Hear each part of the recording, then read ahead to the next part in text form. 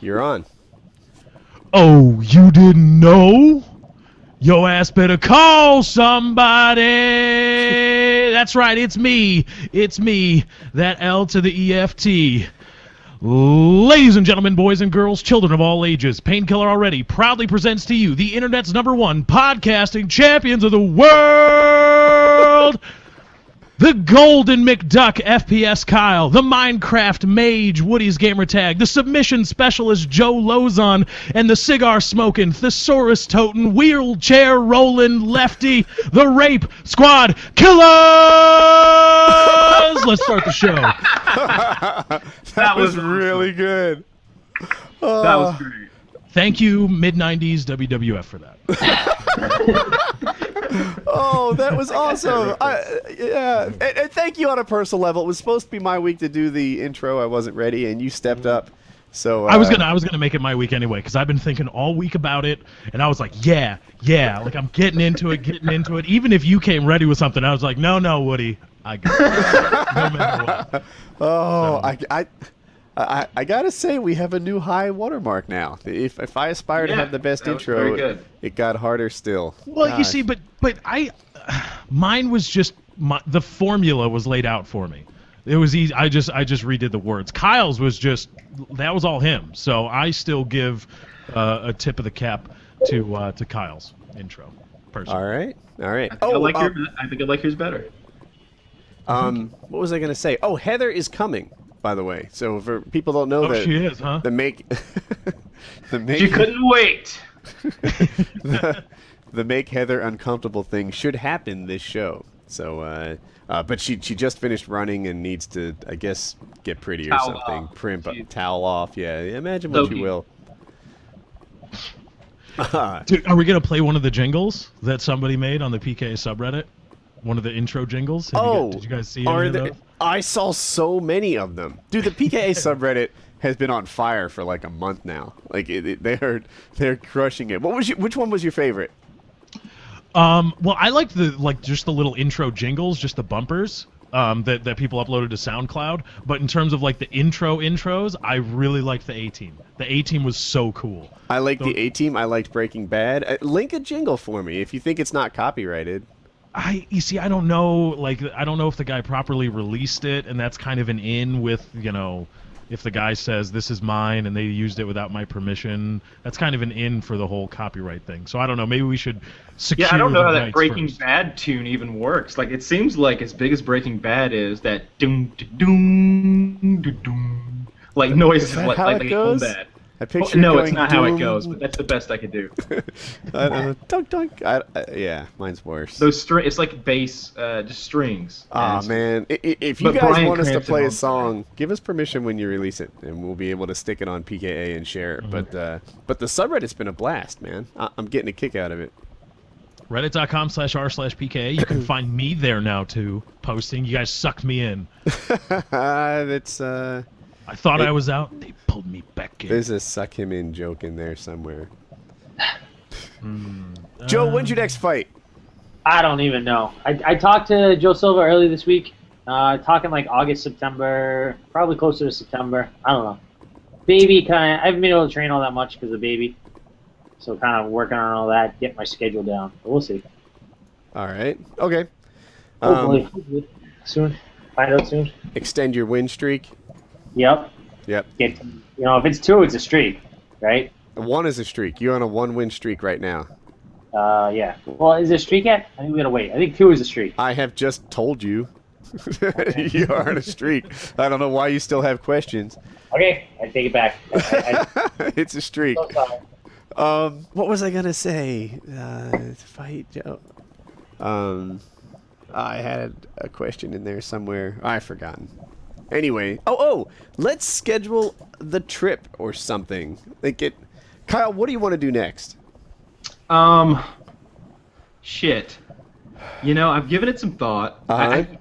And the thing that I wanted to do most, because I spoke to someone recently who did it and they loved it, is deep sea fishing, and you'll hate that.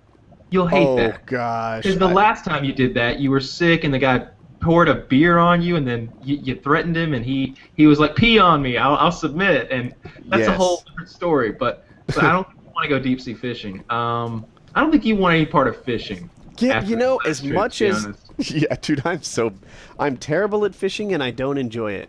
I wanted to go back to that lake with some explosives or something and blow all those fucking catfish out of the water. I you know they're in talking there. about They were looking at us. That river we were at? Yeah.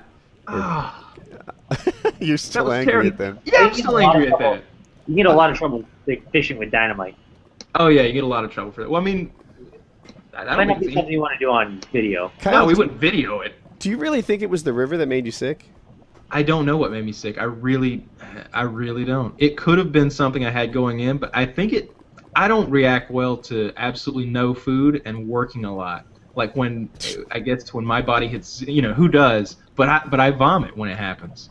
And I thought that's what it was originally, because that's happened before. Like maybe I didn't eat enough before I worked out, and I worked out for maybe 2 or 3 hours, did a lot of cardio, and at the end of it, the way I know I've got to stop is I start puking, and that's what it felt like. But it just kept going into the night after I drank that water, and I drank over half a gallon. I drank like half a gallon of water when I got back. We back haven't to told the camp. world, but you brought a cheat item.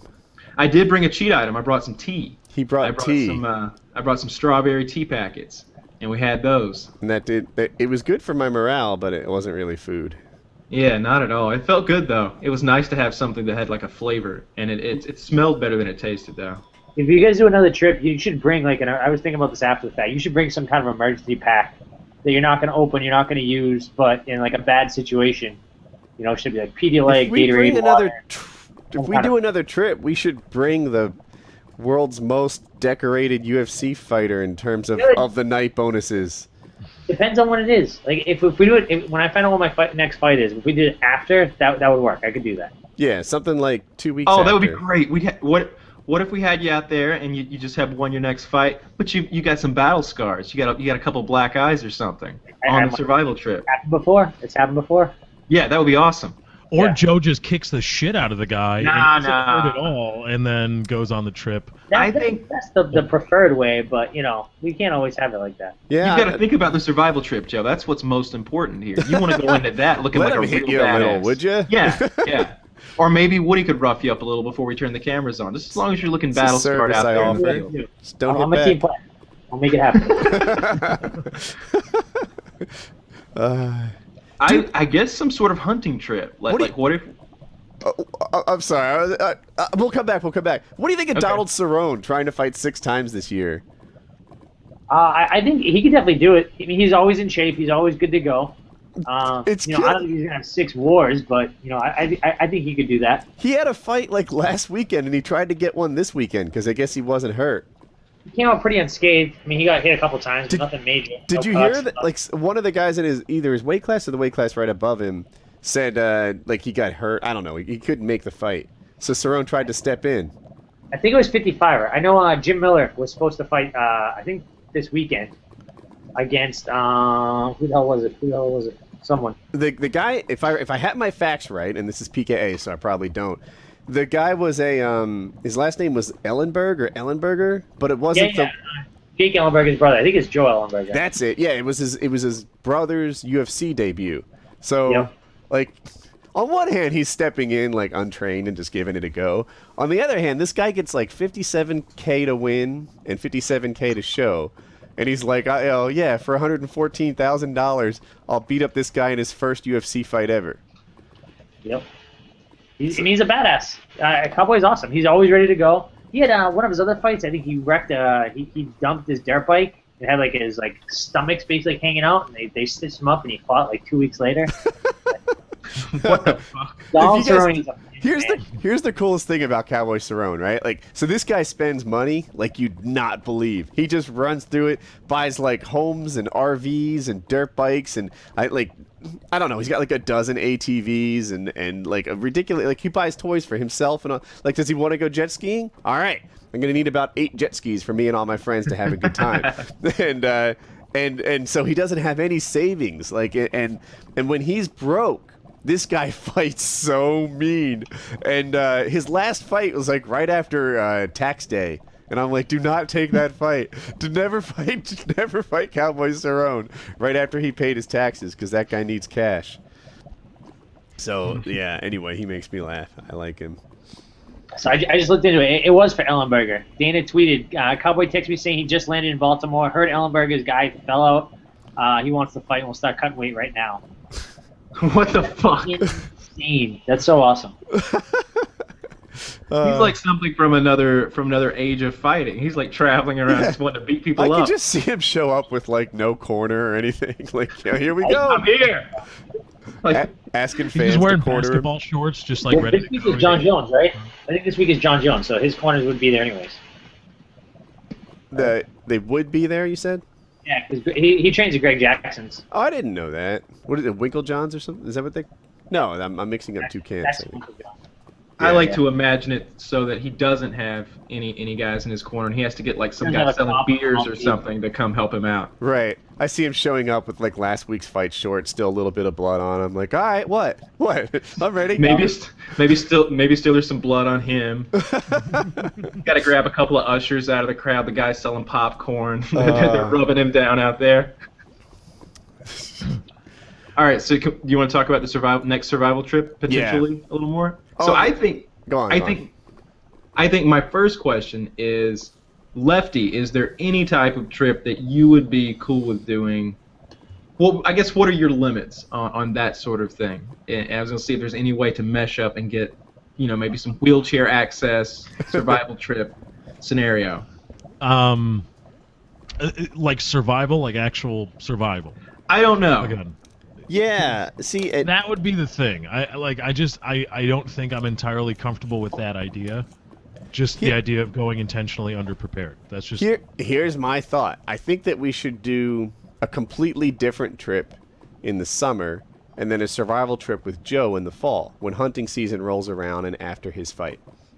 Right? Because that happens at the same time, right? If Joe fights August, September, then say late September, October or something... it'll be hunting season. I'll have time to get my license, and it'll be good. But in the meantime, let's get a plane ticket to Dominican Republic and like take the waterfalls, jump off waterfalls or something. You guys aren't talking about necessarily doing. It has to be a survival. You just want some kind of outing, right? For me, that's what I'm thinking. I'm thinking that come summertime, we'll just do some sort of adventure trip, and then we'll do survival take 2. In the fall. Okay, I'm feeling you now. Some things that come to mind because I know Joe fucking loves it is paintball. Love paintball. But we've done that to death. We've done some paintball a year ago. We can all go to Vegas, play some golf, get some nice rooms going. I don't own clubs and I never have. I bought some from a pawn shop one time and I made weapons out of them. What? But I don't think that's the extent of my golfing expertise. You'd be like Tin Cup, just bring a bat or something and a shovel and play like that. You ever see when Rodney Dangerfield in Caddyshack had the shotgun driver, the 12-gauge driver, and he just pushed a button and it shot the fucking ball? It's like 400 yards. Wait, was that Caddyshack 2? Yeah. No, I didn't. No. It's good. Caddyshack 2 is good. They got Rodney Dangerfield in there. Yeah, but I don't know. It just wasn't the same. I don't know if Heather knows that she's muted. She doesn't. No, she doesn't. Noob. She's all hot and bothered. Nobody's gonna make me. Look how intense her avatar picture is. She doesn't have a camera on. I'm very intense. Heather, where's your camera? I don't know. It's on. The blue lights are showing. Were they showing before you joined the Hangout? Yeah, maybe. Something else has control of your camera. Okay. 1 second. You're going to have to close that other thing, whatever it is that was using your camera, and probably just hit F5 in your browser to refresh it. Woody's webcam tutorial. All right. I don't think you can simulcast a chatterbait. I don't think that's how it works. Yeah, that's the problem. There. That's what's wrong. Hi! There we go. There she is. Perfect. I was going to show off my sports bra.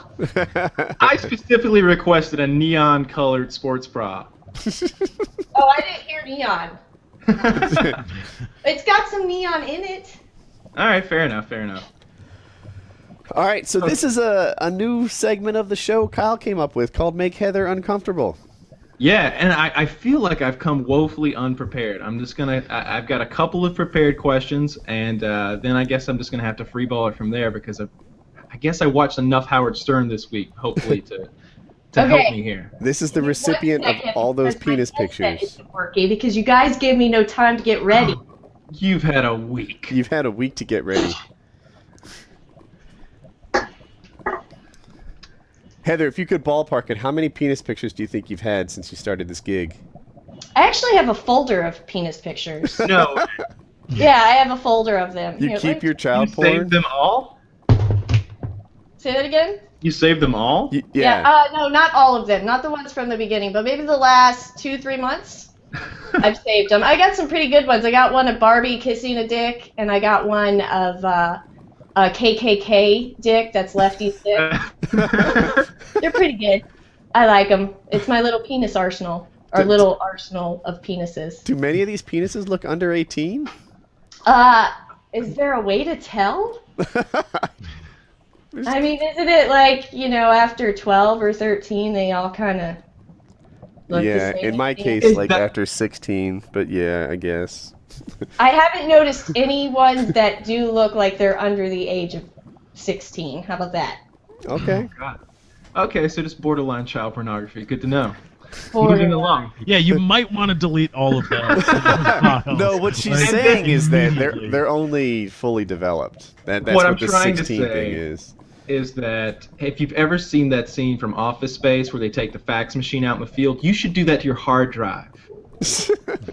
Yes, I actually just bought a computer this morning that I was going to use for PKA, but you didn't give me enough time to set it up. Well, your computer doesn't matter. You're here now. That's all everybody cares about. You're on camera. You got your sports bra on. It's going to be a good time.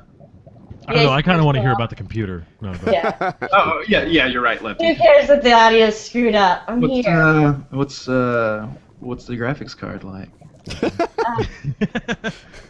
It's hot. Like, just give me a computer that'll work, and that's what they gave me. What temperature's that thing running at? Like 45 Celsius? Like, what do you got going on there? Is that aftermarket cooling or? What it's definitely not as hot as me. Definitely. There you go. Liquid cooled, huh? That's wet. I wonder who would win in a race to hook up their computer, Heather or Kyle. I want to start a race right now. Go. Oh man, it's such a bitch setting it up, Kyle, man. it's really nice. Come on. I'll have to pick a monitor, and the monitors Woody are for all... that. Woody could No, I've got talk to you for hours. You've got the monitor. I've got like monitors just stacked behind me. I wonder if you can see them. I've got 6 or 7 monitors in a room, and what I meant was I'll have to pick one of those, and I'll have to hook it up, and I don't know. There's those cords in the back, the blue ones. I don't know what they're called. It's like a hexagon on the back, lots of little pins. I never know which one my computer's set up to do. I always forget. So like it takes me at least an hour just to get the screen working. Do you have Windows 7 or Windows 8? It's Windows 7. Yeah, see, Windows 8's my problem is I have Windows 8 and nothing works right. Why are we on PC talk? Yeah, we're supposed to be making me uncomfortable. We gave you the floor to make her uncomfortable, and what the hell? You choked a little bit. Meandered. I apologize, Heather. You are Woody's Gamertag's agent. You are how old? I old enough. Old enough. 23. Okay. 23 years yeah, old. we're gonna go with 23. I think that's a good age. When did you lose your virginity? When did that happen? 15.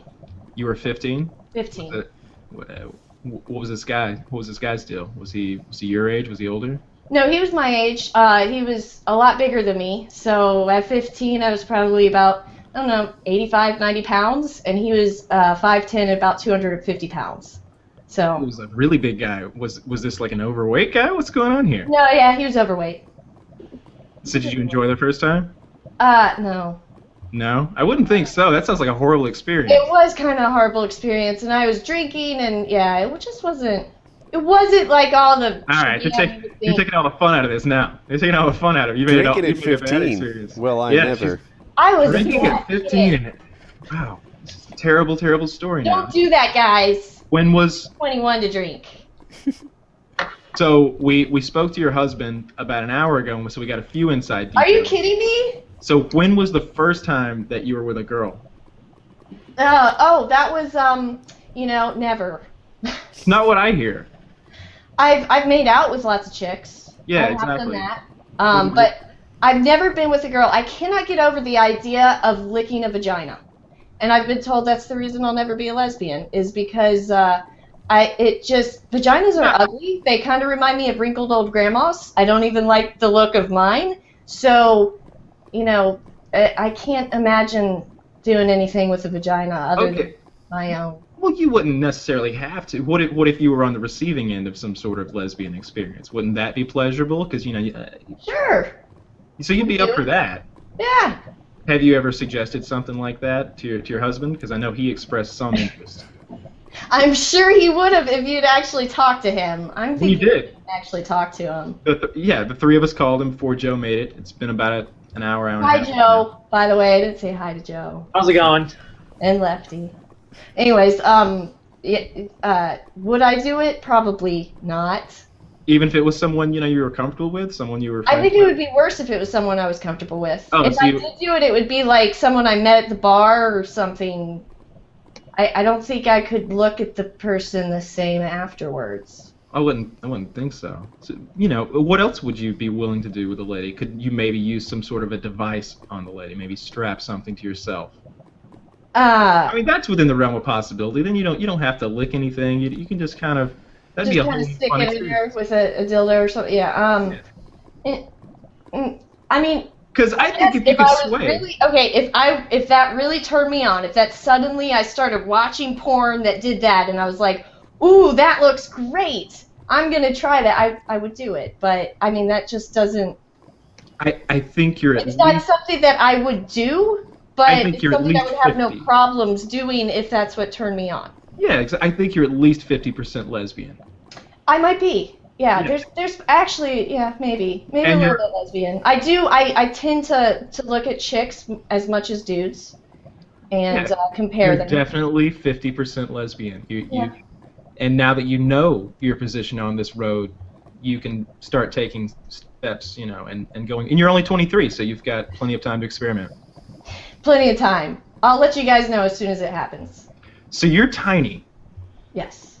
How much do you weigh?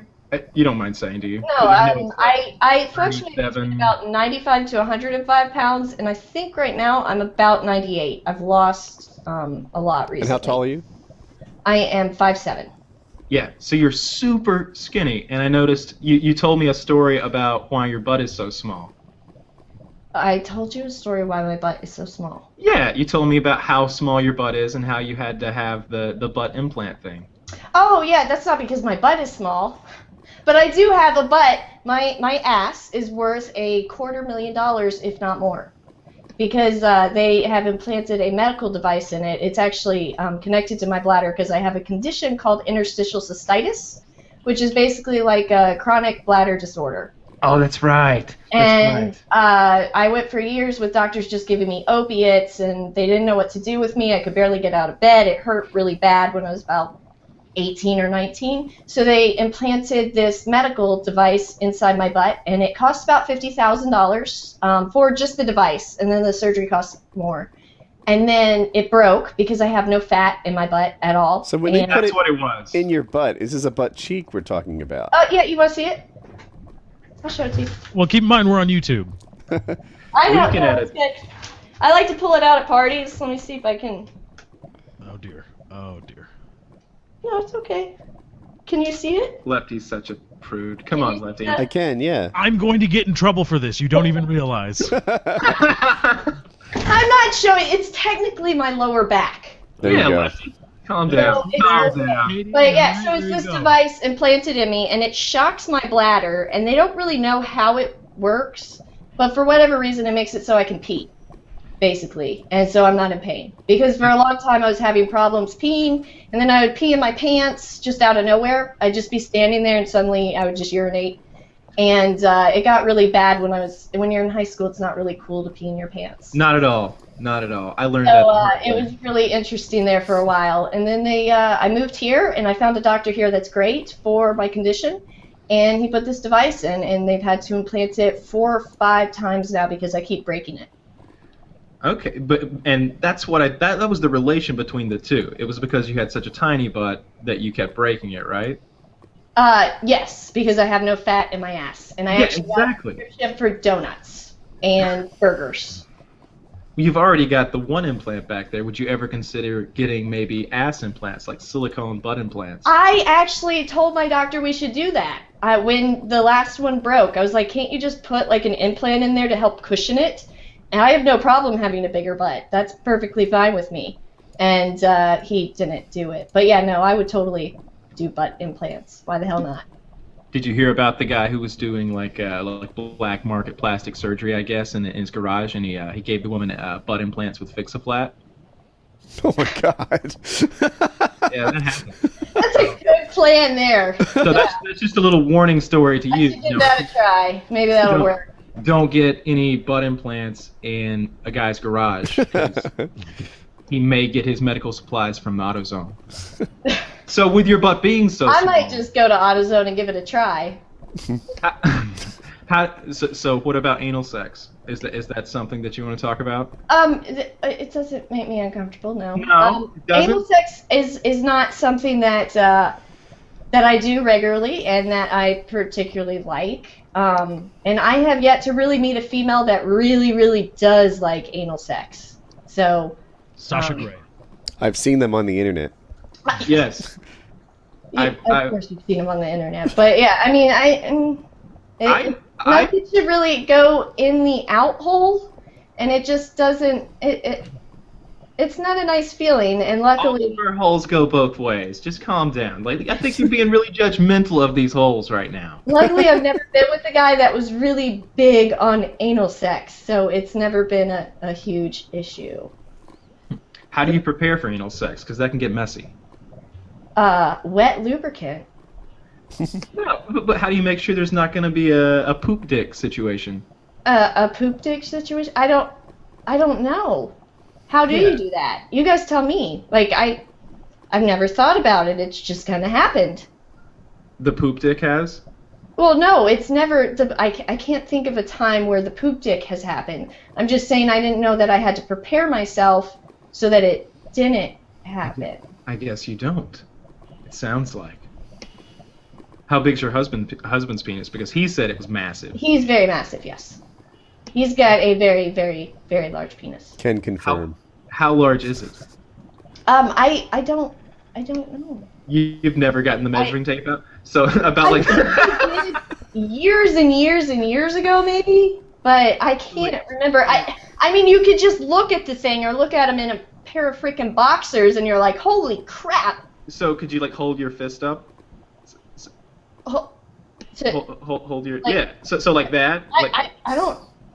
Well, I mean, how do you compare that? How do you? I don't know. Okay, so maybe wrap your right hand around your left wrist. Compare that maybe to something you might be familiar with. It's just a penis. Like he has a big penis. The biggest you've ever had? I don't. The biggest you've ever had? Yes.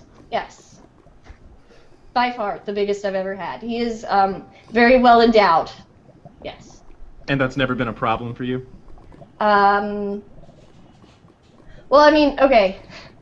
So that's a weird question because I have the interstitial cystitis. It makes sex hurt more than it does for most people. It's considered a chronic pelvic pain syndrome. So sex always kind of hurts for me, especially in the beginning. But with him, maybe a little bit more because it is longer, so it pushes on my stuff a little more, like my bladder. Mm-hmm. But I mean, it doesn't actually push on my bladder, but it affects my bladder. But not really bad, no. Okay, so this kind of throws some salt in my game now that I know, your right? husband just has this enormous cock over there, just swinging low. I guess because my next question was going to be, if you were going to have a three-way, would you want it to be another lady or another guy? A lady. Why? Because I wouldn't want to have like another dude with another dude. Like I wouldn't. I mean, I guess. Trying to think of how to word this. So I You're looking kind of uncomfortable over there. No, not uncomfortable. I'm just trying to think You just made a exactly noise. why I would prefer a woman over a man, because even I don't know, but I knew the answer. I don't know. I think it'd be more fun with a girl, and it would be. But if it were two guys, you would almost certainly be the. It would depend if the guys are like making out with each other and. No. Let's. Like that would be. So that's the difference between MMF and MFM pornography. Right. So MMF is the two guys are bisexual and they're fooling around and with the lady. But that's not what we're talking about here. Your husband dictated that he was not up for anything like that. Did you really talk to him? Yeah. I don't believe you. Told us all about you. He was not braggadocious about his penis. He was like, it's okay. That wouldn't be true. No way. Yeah. Like, it's fucking huge. You want a picture of my boxers? Show you. Is that what he sounds like? Yeah. No. No. Not at all. I think I've won this already. Let's go. Bring it on. You made a noise. I made a noise? Yeah, you made a noise. You went,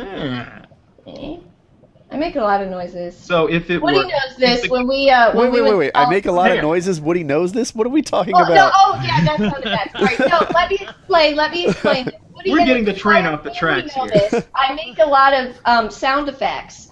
When we went to California and did the Airsoft event, we're driving around, and every time Woody turned, I'm like, and making noises, and I freaked them all out, and I remember Hope just staring at me like, what are you doing? I make noises. This all happened. It's true. What I do. Okay, so in the scenario that the guys are not fooling around with each other, their main focus is pleasuring you. I'm all about that. I mean, as long as it's all pleasuring me, that's cool. But the question was, which would you prefer? I would still prefer a lady. I'd like to try it. I would give it a try if the right. I think you need to talk to your husband a little bit though, because he's all up for it too. Yeah, I'm sure he is. I think what's really going to come away from all of this is that we're going to improve your sex life as a whole. We're going to get some more people involved in it. This has been a good show. Let's do it. I'm happy with that. I'm done. All right. Wow. Damn you, Heather, for having no shame. All right, Joe. Declare victor here. That's all the questions you have? Yeah, Get out of here. Go make us some more money. I was expecting way more. Joe, did Kyle make her uncomfortable or not? I don't know. You know, I don't think he quite did the job. She got the composure. She I gotta agree with Joe here, Kyle. With after I just ran my dogs. Okay, I have a question. Yep. Why aren't you better at your job? Why are there not sponsors every single episode? Because I suck at my job. Why? I did make a mistake this week. Well, I had a sponsor. I have a sponsor that will only advertise if I can be on a full episode. But that actually fell through because I was telling them I'd be on this episode, and then they ended up not being ready for their sponsorship. So I didn't get a sponsor this week because it fell through. But Joe, when you have your fights, do you ever go out there with no sponsors whatsoever? No, I'm professional. My manager is professional, and we make sure we have sponsors every single fight. Wow. I see how it is. Thanks, Joe. I'm just now you look uncomfortable, right? On my now you look uncomfortable. Yeah. So where are we at with NVIDIA? Well, we're waiting. I told you this, Lefty. I guess you want me to tell everybody. We're waiting for the right moment. Mm-hmm. Maybe you need to prod them a little more. No, we don't want to pry them right now. Maybe over at NVIDIA. Maybe over at NVIDIA, there's some really hot marketing chick that you could seduce and bring back to your bedroom. That's a great idea. That's really that. I am totally. I'm all about it. For you having sex for NVIDIA sponsorships, whatever it takes. You're breaking up on me. Am I? Not for us. Not for us. So. It's my computer because you didn't let me set up the new computer I bought. You didn't give me any time. I want to see this new computer. What the hell is it? Oh no, It it's looks not a nice computer. It's for Bill. It's I bought it for Bill, but I figured I could use it this one time for Skype. Because this computer's just kind of it's got a lot of stuff running on it. Is the issue. So it's just like an HP something or another. It's like $500. I mean, like the cheapest laptop. Just something that would work. Okay. So. Is that the Heather segment of the show? I guess. I'm done. All I'm right, upset. Joe, who won? I think I made it more uncomfortable than Kyle, but I'm gonna say that Heather beat Kyle. That was a good question. That was like that threw me off. I wasn't expecting that. I was expecting to talk about anal sex and penises, three ways, and all of that. I was expecting all of that, but I wasn't expecting someone to tell me I'm bad at my job. Yeah, that's Yeah. pretty harsh. I mean, that's You know, I don't think you're bad at your job, Heather. I just would like That's- more money, of course. You know. Yeah. Yeah, I mean, I do too. Via Woody, of course, because you're Woody's agent, not mine. So. People seem to think I'm your agent, though, too. I think you told people I was your agent What? at one point. You did. Now you're just telling Wait, bullshit lies. episode. I think it was 150. You told people that. Wow, the Make Lefty Uncomfortable segment. I don't think that's true. I think you're lying. I don't think I am. I think you should go back and watch it and get your PKA historians to look back. Shots fired! Wow. Or it might have been. Okay, wait. Now that I'm thinking about it, it might have been on Twitter. But it was right after episode 150 of PKA. What did I say? You said welcome to the team or something like that. Like she's my agent. Welcome to the team. Something like that. I don't it was remember a exactly. joke. I was like, yeah, you work for me now. Oh, now he's guilty. I remember that. No, now I remember it. Now that she's. I mean, bringing more technically, context, I do yeah. work for you. I don't like the name agent. That was, Woody always introduced me as agent, so I kind of went with it. But I mean, I'm technically willing to help anyone. Nah, but Woody found you first. Woody's got dibs. Yeah, no, Woody's number It one. works. But I'm willing to help you get what you want as well, Lefty, as we have talked about. $10,000 an episode for PKA. Let's do it. I thought we were at $250,000 now. Oh yeah. I mean, we have to pay for my butt, so $250,000 an episode. Implants I know a guy inbound. that- I know a guy that'll do that for $50. With Fix-A-Flat. He actually uses that great stuff, foam sealant. It's a much better fill. Yeah, that sounds like it would work. Expands. It makes your butt a lot more taut too. By the so way, it guys, looks like those it are works true out. stories. Both of those things I just said happened. There was a guy selling fucking ass implants using Fix-A-Flat and that great stuff, and he filled this woman's ass with it. And I'm pretty sure one of them died. And if you didn't die from that, I bet you wish you had died. So who goes into somebody's like? Oh, I've scheduled the surgery for ass implants. Like, oh, I'm showing up at a residential house. Oh, I'm going into this guy's garage. I don't Don't know. you at like- some point say no? Like, Somebody Obviously- who's really, really desperate to have a big butt. Yeah, and obviously it's cheaper when you go that route. They- But they like, how much cheaper is it really? I don't know. I'll flick You some. really want to twerk? I would bet it's pretty cheap. I mean, I'll fix a flat your ass for like $100. No way, man! I'm not taking all that risk for $100. It's gonna take at least a grand for It's me. not to be really my fixing risk. Asses. Oh, it is. Like that. I guess the patient's taking the biggest risk. That sounds horrible. I guess they didn't know it was Fix-A-Flat going in. The guy just put them under anesthesia and filled their ass up with some chemicals. I wonder what the anesthesia was. Right? A knock on the head. A knock on the head. I don't know. cheap brandy. They're just Oxycodone. Meet Oxycodone. Mongo, Dying in man. alcohol. This is Mongo, our anesthesiologist. Smash. It's whatever's in his medicine cabinet. All right. That's horrible. Those things happen, though. I wonder, and when I think about that, and I know that those things happen, I wonder if those scenarios that you hear about where guys getting drugged, like by prostitutes and waking up in a bathtub full of ice with one of their kidneys gone or something. I wonder if that shit actually ever happens. Organ thieves. I don't know. That'd be the worst, right? Like steal my car, the insurance will get it. Steal my TV, the insurance will get it. If you steal my fucking kidney, they can't insure that. We're close to being able to probably grow another one in a 3D printer nowadays. So. All right, maybe they won't have to steal those kidneys anymore. Go ahead, steal them all you want. I got. No, print your own. Stop stealing ours. Either way, it works. I got spares, or I can print some up for you. You know, to get a quick run of kidneys. There you go. That really is cool technology. I feel like in the late '90s and early 2000s, I feel like even in the back of my head then, I felt like I'm living in a cool time when lots of big things are happening. But I feel like I wasn't. I feel like that it's still advancing at like the same rate. I read a thing on Reddit, and someone was suggesting that the first person to live 1,000 years old had already been born, and I was like, shit, I was born too early. This is no good. I just needed another like 30 years, and I'd have been in those days.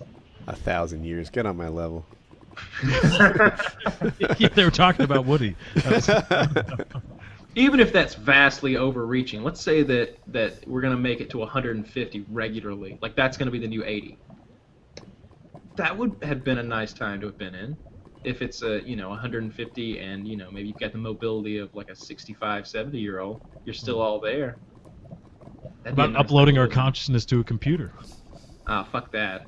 Can we do that? Not unless it can really replicate life like the Matrix. If you could do that, what if that's awesome. better? Like, you say upload it to a computer, but I'm thinking upload it to a cyborg. What if all of a sudden you're, like, mega hot and strong and bionic? You think Woody's Minecraft server is nice now? Wait till he has to live in that motherfucker.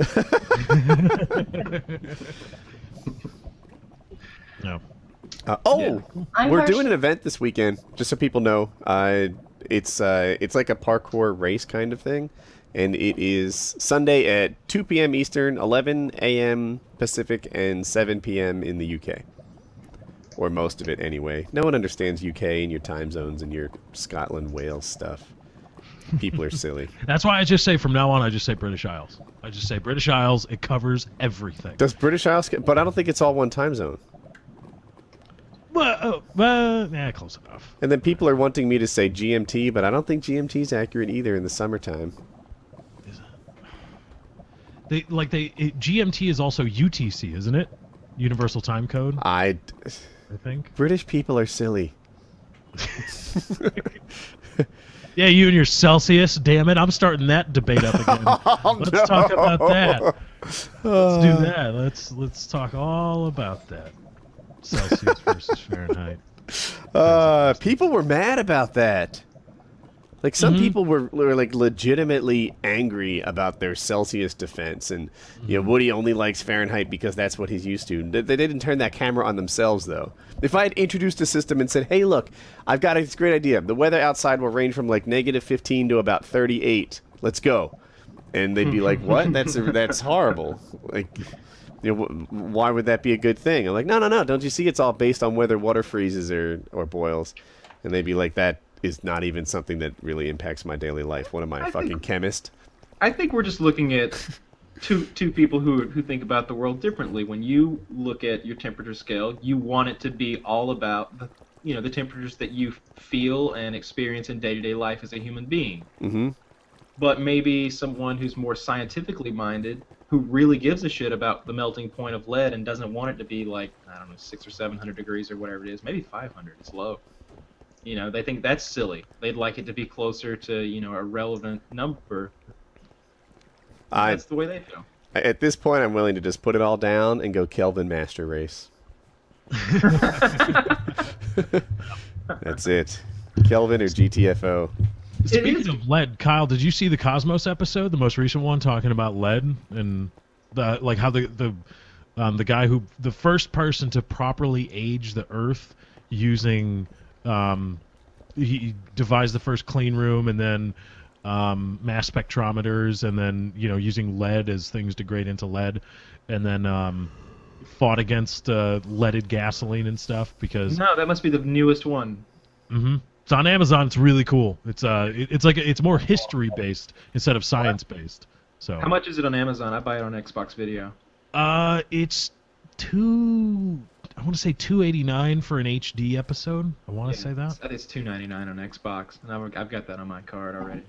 Yeah, so it's a pretty cool episode. More history based, and you get a view of a really cool theory on why the Roman one of the reasons why the Roman Empire became unstable and fell is because they used lead for everything. Yeah. And the idea is that they just slowly went crazy. Yeah, their pipes were lead. Yeah. Yeah, the water they drank every day, the water they bathed in every day, because the Romans were really advanced. I attribute the fall of Western society and the Dark Ages mostly to the Romans' pipes. I think that's a big part of what did it and what caused the Dark Ages in the medieval times. That's pretty interesting, actually.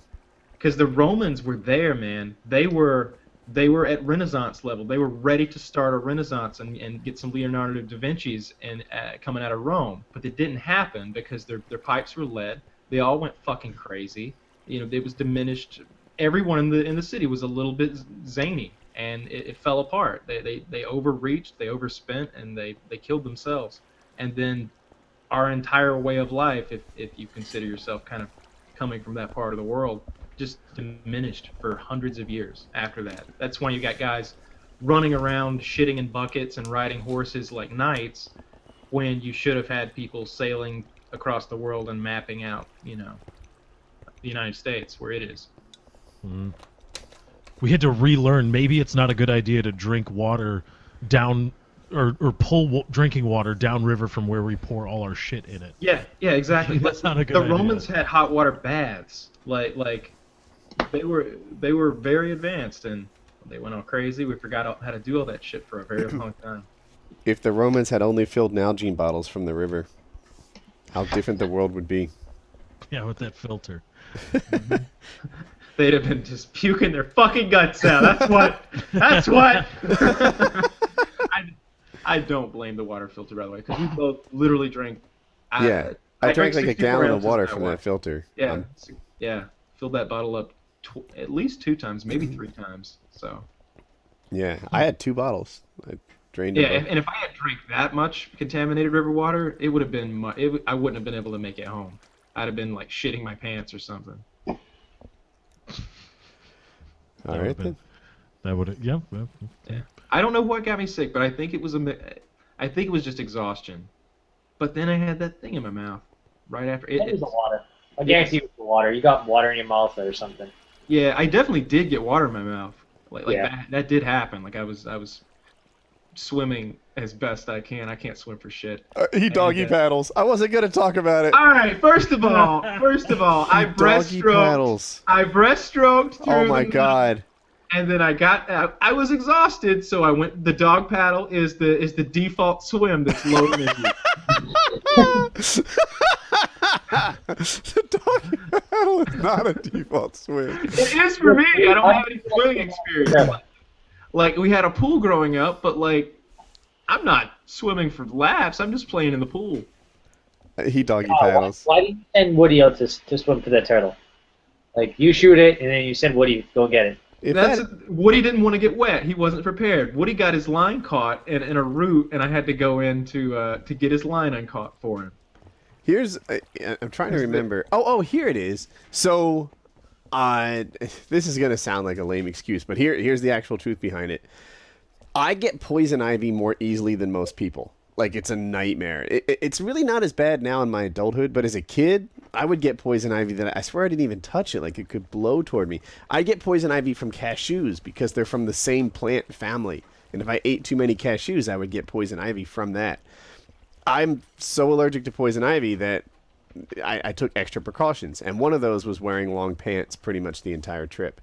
So while Kyle was wearing board shorts and this like, moisture wicking technology shirt that like dries super quick, I had a thick cotton t-shirt on and long cotton pants. And that's why Kyle did all the swimming, because he was dressed for it. I was really impressed with that shirt. It was a Nike Air Fit. Oh god, Joe and his music. Air Fit or something, and that thing would literally go from soaking wet to dry in like 30 minutes of just being outside. It's really fast. Maybe less. It seems like it was really fast. Yeah, because I was in the water 3 or 4 times that day. He was in and out of the water the whole time, and I was dressed for poison ivy. I still have some, I think. I think I got it. Oh, you pussy! No one cares. Poison ivy. I've been painting my thighs with nail polish to kill the chiggers that are in them. I don't want to hear about your poison ivy. Is that what this is? Because it's just spots. Do they itch? Yeah. You want to see? There's chiggers. Yeah, it's a red dot. Oh, if that chair were to slip. Oh, look at those calves. Yeah. Oh, look at them. Total calf move. Oh, shut up. I can't even find it. It's peacocking those calves. Look at him flexing. Oh, Shut yeah. up. All right, fuck you all. Trying to show off my goddamn chiggers. Anyway, yeah, they I thought it was poison ivy, but just in one spot, which isn't very normal. I don't know. Yeah, maybe I had a couple of them. I found a couple of ticks. I think we already covered this, but yeah, I painted them with purple nail polish because that's all that was in this house, and it's disgusting. It looks like I have like fucking AIDS or something, like these awful blotches on my thighs. I'm like, shit. I hope nobody sees this that doesn't know me. Woody, can I just interject and say that your video I just saw. I was looking at the PKA subreddit. And I just saw your video, and I just started playing it. I turned it up to 1080p. I really dig that camera angle. I like it. Do you? Yeah, the one where it's shooting you and you're turned away from your monitors and stuff. That was cool. Chiz's idea, actually. I was thinking of turning it 90 degrees and having the Black Ops picture in the background, because if you guys have never made videos, I know that all the people on this call have, but for people listening, maybe they haven't. All you see are the flaws, right? All you see are the flaws. You're like, look at that belly. How many chins do I have exactly? And then on that one in particular, I thought I had like bags under my eyes. And if you pause it right on me, you'll see it's the lighting. The lighting is like from behind me and directly overhead. And if you guys don't know lighting at all, like if you want to look good, you put the light right in front of you. Like right now, Joe's on my camera. He looks like hell. And it's probably this like overhead lighting thing that he's got going on. His eyebrows are casting a shadow on his, whatever you'd call this. Is there... Eye socket. Yeah, eye socket. Yeah, I guess. I wanted to call it bags, but I didn't want to say bags. But yeah. Bags. So anyway, if you look at him, his eyebrows are casting a shadow on his eye socket, and that looks bad. So what they do in like any kind of film is they shine light right at you and illuminate your face forward. Like the worst lighting you could have is the one you do at campfires, where you put the flashlight under your chin and all the shadows are in the wrong spot and you look terrible. But the second worst lighting is the one that you have all the time, which is lights right above you. You know, that's why, you might like look better in your bathroom mirror, where the lights are like right on the mirror and they sort of illuminate you forward, compared to your living room, where maybe the light's in the center of the ceiling and it goes straight down. So if I turned, I'd have the windows lighting me forward. That, or I could just get off my lazy butt and like get my actual like soft boxes all set up and everything and illuminate myself. But I'm glad you like the camera angle. It was the side no one sees, right? It's the opposite of what I'm doing right now. And you got to see my monitors. If you remember, Jerry Seinfeld had a girlfriend, I think, who was only attractive in certain light. She was hideous in certain lights, and she was gorgeous in certain light. And he kept going back and forth, and he would never know who he was going to see in each room. Like the restaurant, she'd be hideous. The bedroom, she'd be gorgeous. That's it. On the porch of George's parents' house, awful. Yeah. It's a script that would only come out of Hollywood, like the lighting and. But you know what that is? Great acting on Seinfeld. Great acting, exactly, in a cruddy script. I heard one of the writers. It's a woman. She was on the Stern Show maybe 2 or 3 weeks ago, and they were talking about their writing process and how many writers there were and how they would come up with the ideas and how picky Larry David was and the whole process. And Stern's like, yeah, that's why it's the greatest written program in television history. And everybody fucking agrees. And they're like, yeah, we got all these awards and those awards. And they won it every fucking year, man. And you keep saying that the writing is poor on this show. And if you compare the writing of Seinfeld to the writing of Friends, Friends looks pathetic compared to it. Seinfeld is an amazingly written show. Yeah. It's the best written show ever on television, in my opinion. Whenever we like hold a vote as to whether it's the writing or the act or just acting, like whether it was well written, it's like the vote always comes down to me and however many people there are in the vote -1. If you ask 8,000 people, it'll be 7,999 to 1. I always lose this.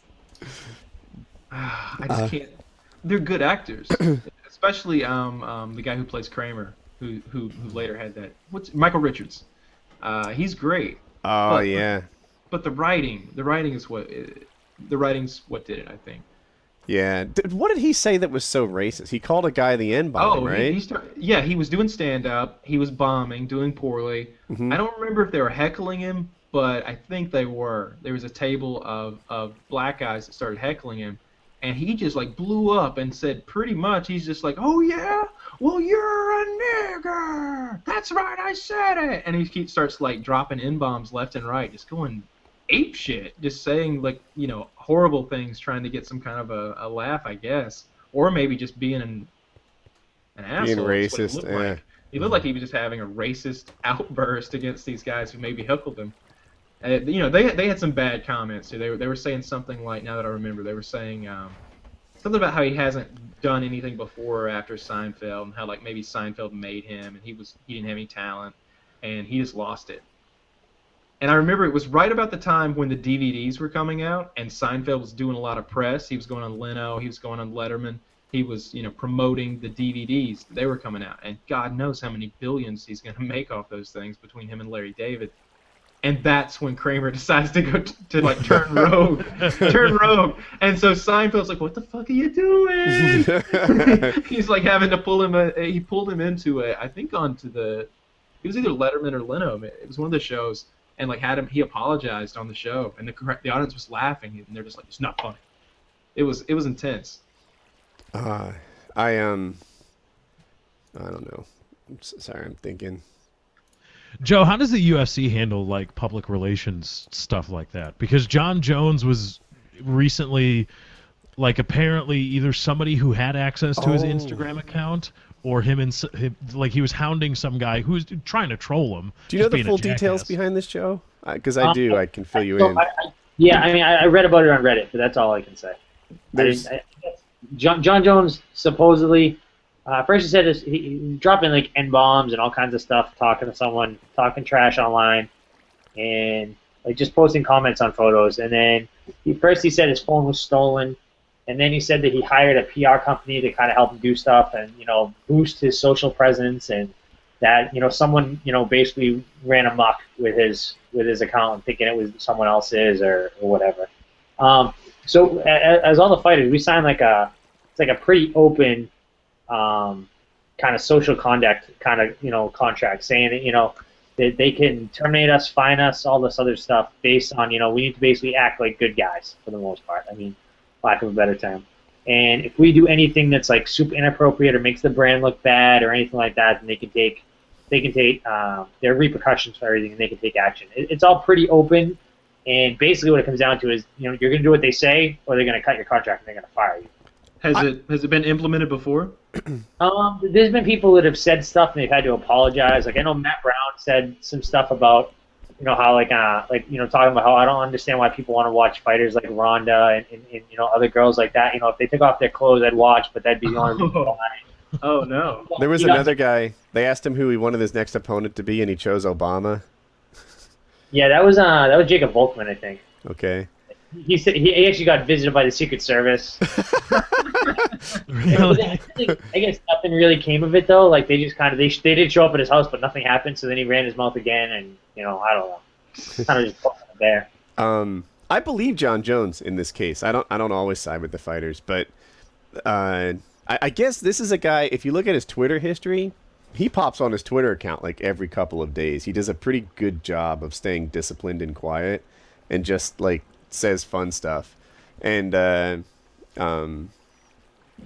all of a sudden, like he goes off the rails and starts. I think it was mostly homophobic. I didn't recognize he used the N-word. It could have been. It was something along those lines. Yeah, I think it was homophobic. Yeah, and all of a sudden he had like 13 homophobic tweets in a day, which is just not how he rolls. Yeah. So you and John Jones had a Twitter beef. Yeah, I don't know. So I'm friendly with John Jones. So when John Jones had his first couple fights, long before the UFC, he was fighting locally here. His original coach, I actually fought like in like one of like my 7th or 8th pro fight or something like that. And so he would fight locally all around here, you know. So I didn't know him that well, but I knew I knew him enough to say hi or whatever. So he's from New York and you're from Boston, right? Yes, yeah, but those guys, you know, they can't fight. They can't do MMA in New York, so they would drive over here all the time. And They're not allowed to. We were kind of going back and forth. You know, someone said, like, oh, go and, you know, challenge someone. So he chose me and challenged me, and then, you know, going back and forth. And he said he would beat me in a grapple match with his hands tied.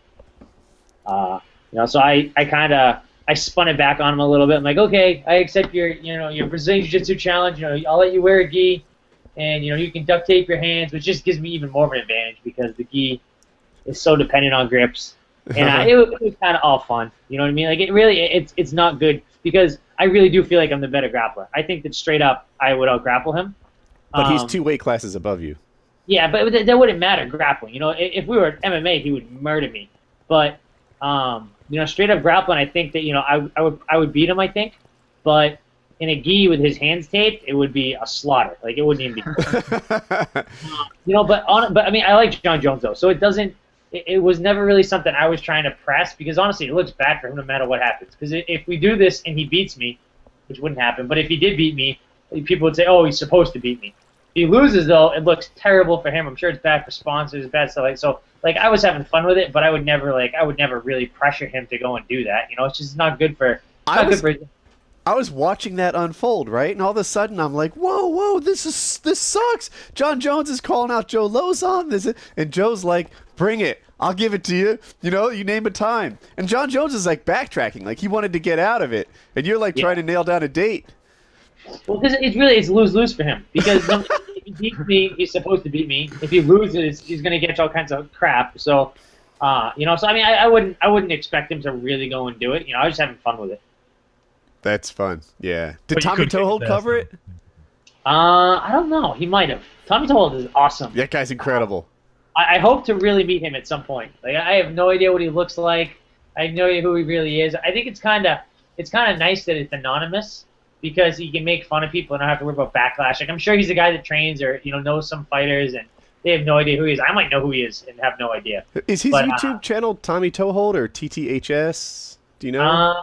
I think it's Tommy Toehold. I think it's just straight up Tommy Toehold. Yeah, if you guys are interested in MMA at all, check out YouTube, Tommy Toehold Show. He's hilarious. It's just Tommy Toehold. Tommy Toehold, okay. But and he does Joe. but going back to like the John Jones thing, like that probably was, you know, I do think that probably was, you know, someone got a hold of his account. So I'm friends with Joe Proctor. He's one of my guys. He trains in my gym, and so like I'm an admin for his Facebook page, and I have his Twitter password because there was one time when he was at a party and his buddies grabbed his phone and started tweeting and posting updates and things like that. They were like nothing super bad, but stuff that he definitely wouldn't be happy about them posting. And they thought it was funny. You know, they're drinking, they're laughing, they're thinking it's a big joke. And I contacted Proctor. I'm like, dude, you got to delete that stuff. But they had his phone, so it did no good. So it was up for like 10, 12 hours. You know, so now I'm an admin on his thing. So if anything got posted like that, I could get it down right away. So you can fix it. What's up with Joe? Has he fought recently? So Proctor had surgery on his shoulder. So he's fighting. I can't announce anything, but I think he'll be fighting in the next couple months. So in the summertime.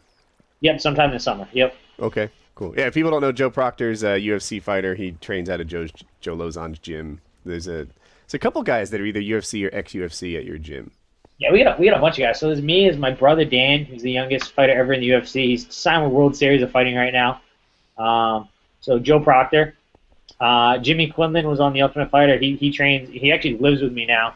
Him and Andy are buddies, roommates. They both live downstairs. If someone broke into that house. Oh, my God. It would be really, really bad. The dog could kill him, too. Yeah. But yeah, so there's a bunch of us. You know, we got a couple other kids that are good. I got a guy fighting. You know, this will be last night by the time this goes live, but Friday night I got a guy fighting, so I gotta leave here in a little bit. Oh, but, cool. Yeah. Who's fighting tonight? Bobby Flynn. Fighting, he's a local promotion, CEF. Bobby's very, very good. He's like one of my main sparring partners, too. He's fighting. So listen to this. Did I meet him? Is he the lefty? No, he's a righty. Yeah, Oh. I don't know if you met Bobby. I'm not sure. Okay. But so he's supposed to fight at one. He should be a 55er, but he has a tough time making the weight. So he usually doesn't make 55. Usually he fights at 160. So he made 160. You know, obviously it's crappy cutting weight. He probably cut from like 170 or so, and he goes to weigh-ins, and his opponent comes in, and his opponent weighs 184. What? So his opponent is 25 pounds, 24 pounds bigger than him, and but it's a good opponent. You know, Bobby really wants to fight this guy. He's like, oh, I need the money, I want to fight, blah blah blah. So Bobby goes, you know, and the commission isn't going to let him fight. He's like, there's too much weight between them. You know, like they're like 2 weight classes apart, blah blah blah. So the great idea they have is they have Bobby. They tell Bobby, oh, go and eat and drink and come back here in an hour. And if you weigh They can't have that guy cut. Yeah, if you weigh 170 pounds, then we'll let you fight. So he's like basically drinking water until like his stomachs are like, it feels like it's gonna burst and explode.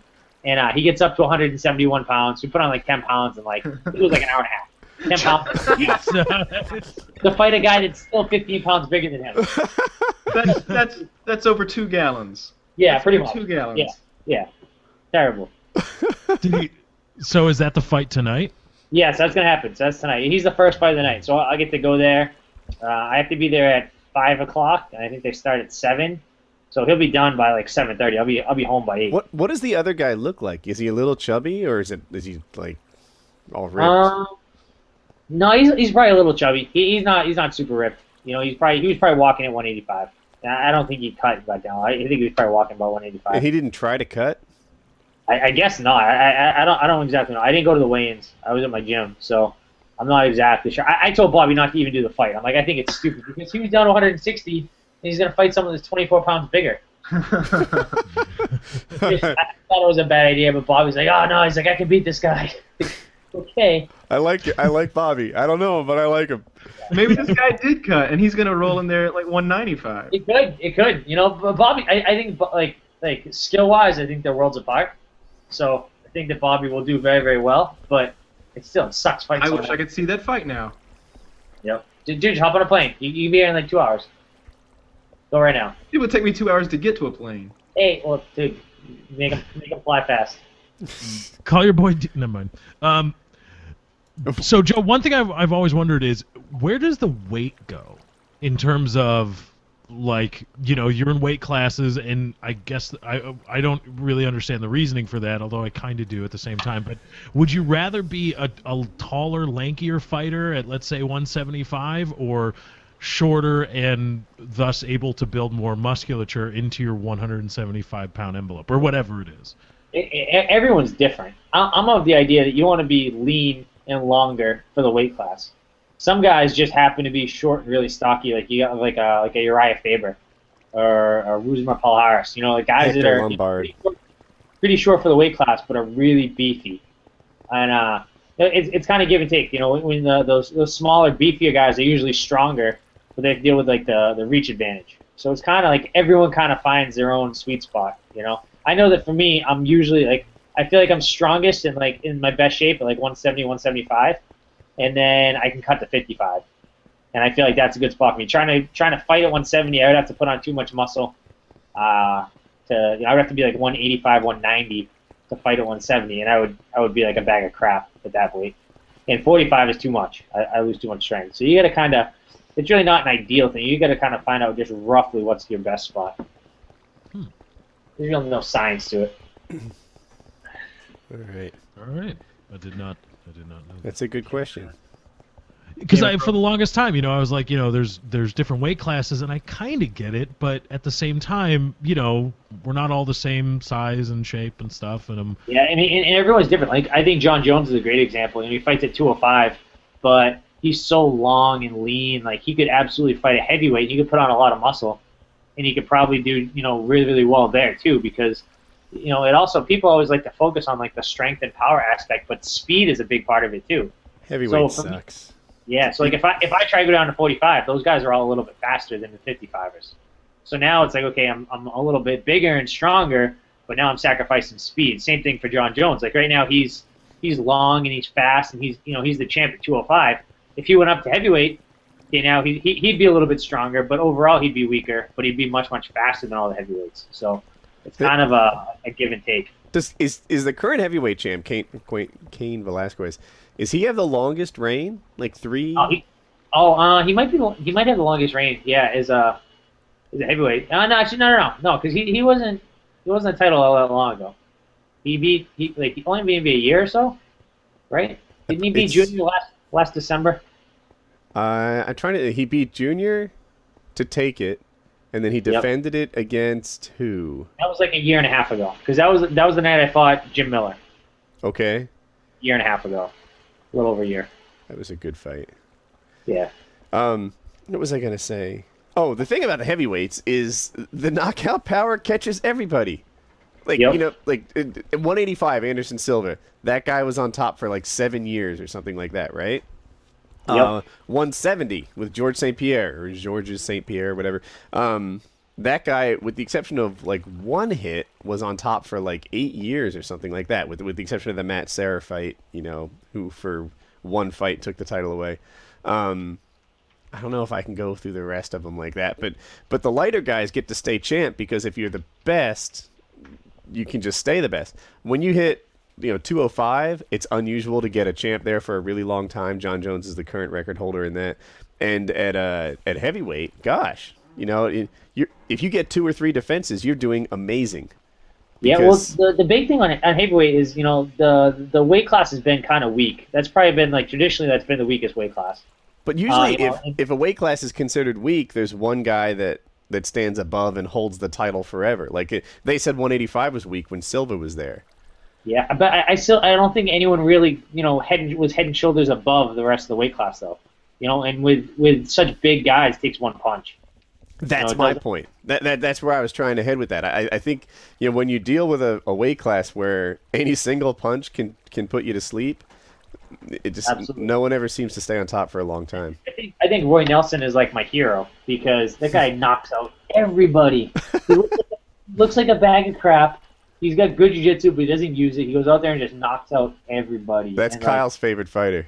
Yeah, totally. Love it. It's so awesome. And I hear, from everyone I've talked to is he is the biggest pain in the ass to deal with when it comes to training and and stuff like that. He just goes to the beat of his own drum, sets up his training schedule the way he wants. Like he was on The Ultimate Fighter, and everyone on his team wanted to train twice a day. He's like, nope, we train once a day because he wanted to train once a day. So he only let his team train once a day. They're all like, we need to work out. And he's like, nope, you had your chance. That's it. See you tomorrow. So I hear that he's just goes to the beat of his own drum, just doesn't want to listen to anyone, breaks the mold, but the freaking guy can punch. It's overhand right. I know every single time. They know it's coming and they still can't stop it. It's awesome. When you throw an overhand right, you hit with the smaller 2 knuckles, right, by your pinky and ring finger. Is that right? Honestly, an overhand right, you're kind of just winging it. Honestly, I don't know if there's a set technique. You know what I mean? Sometimes it really depends on I think if you're a little bit closer, you'll hit with the first 2. I think if you're a little bit further away, you'll hit the end 2, the 2 little ones. Okay, that's kind of a range thing. That's always seems to be what they break. Those. Yeah, the metacarpal. Yeah, and I think that and the overhand right is definitely the way people break their hand more often than not. I think is generally it's that overhand right because it's a really powerful shot. You're looping it. A lot of times you hit the top of someone's head. I fought Jamie Varner and he broke his hand on the top of my head. Because doing a loopy overhand right, and I just kind of lean into it just a little bit and crack. Joe, yeah, that's something. I don't know if people want to hear fighting. Your defense is like that George Foreman defense for people that know boxing. Like, if you ever try to punch at Joe, he just gives you a bunch of hard and pointy shit to hit. Like, sometimes he'll put his elbows up front. He'll give you his cranium and be like, go ahead, punch that bitch. And, and I guess that's, you use to close the distance? I don't know. You're the fighter. You're trying to protect your chin. You're going to get hit in the temple, you hit in the jaw, all these other places, but generally, top of your head is not a bad spot to get hit. If you're gonna have to get hit, it's a good spot. Elbows are good.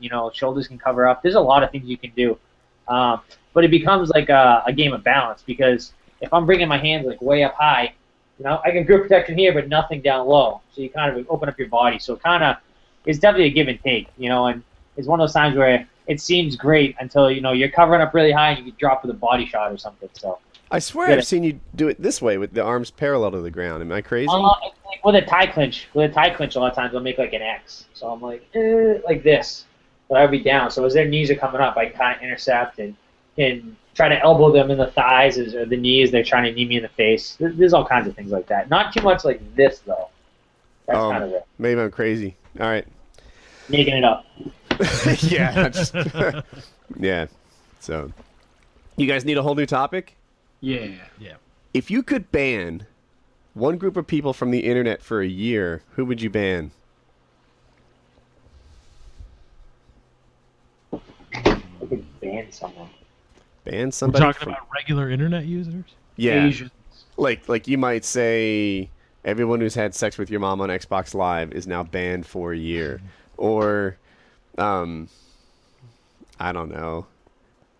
We could ban lobbyists for a year. I'm just making stuff up. Who would you ban from the internet? Monday morning quarterbacks for the UFC. AstroTurf accounts.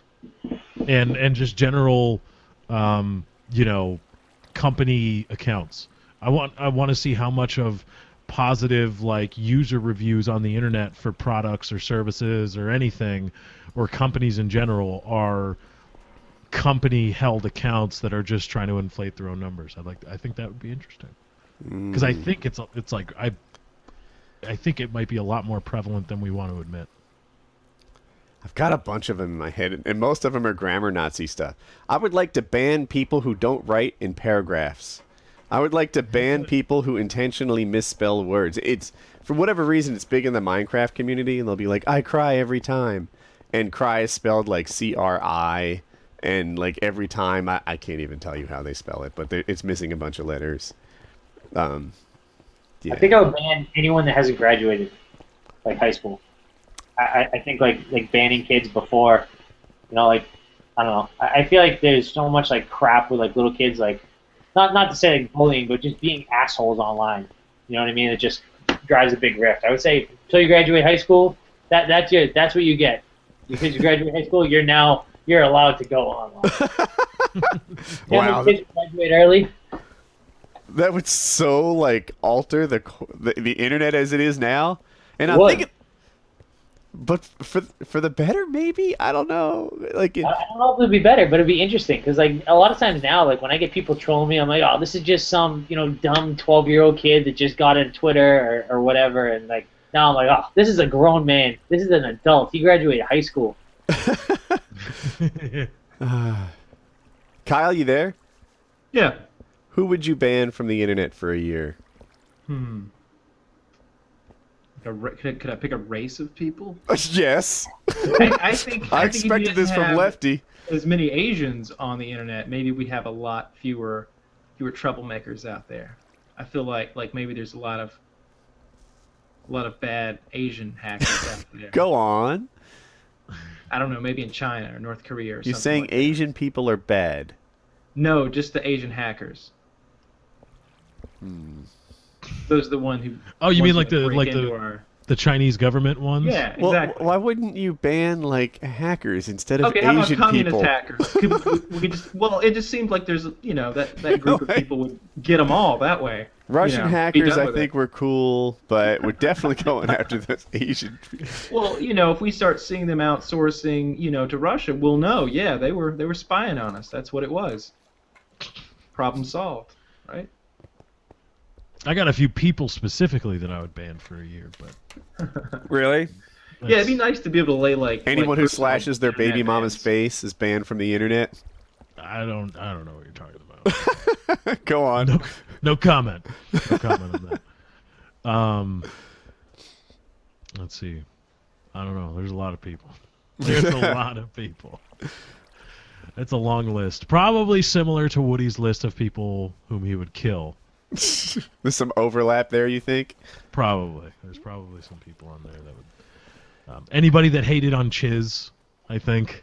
Yeah. deserving Oh, a poor year Chiz was in a timeout. bad spot. Like, in my opinion, he did a good job on the show. You know, I'm trying to think. There were some topics, like the survival trip, that he just flat out couldn't participate in. And then the ones where he could, he did a good job. And on previous shows, he was always really well liked. You know, people were asking him to be the next host and all that fun stuff.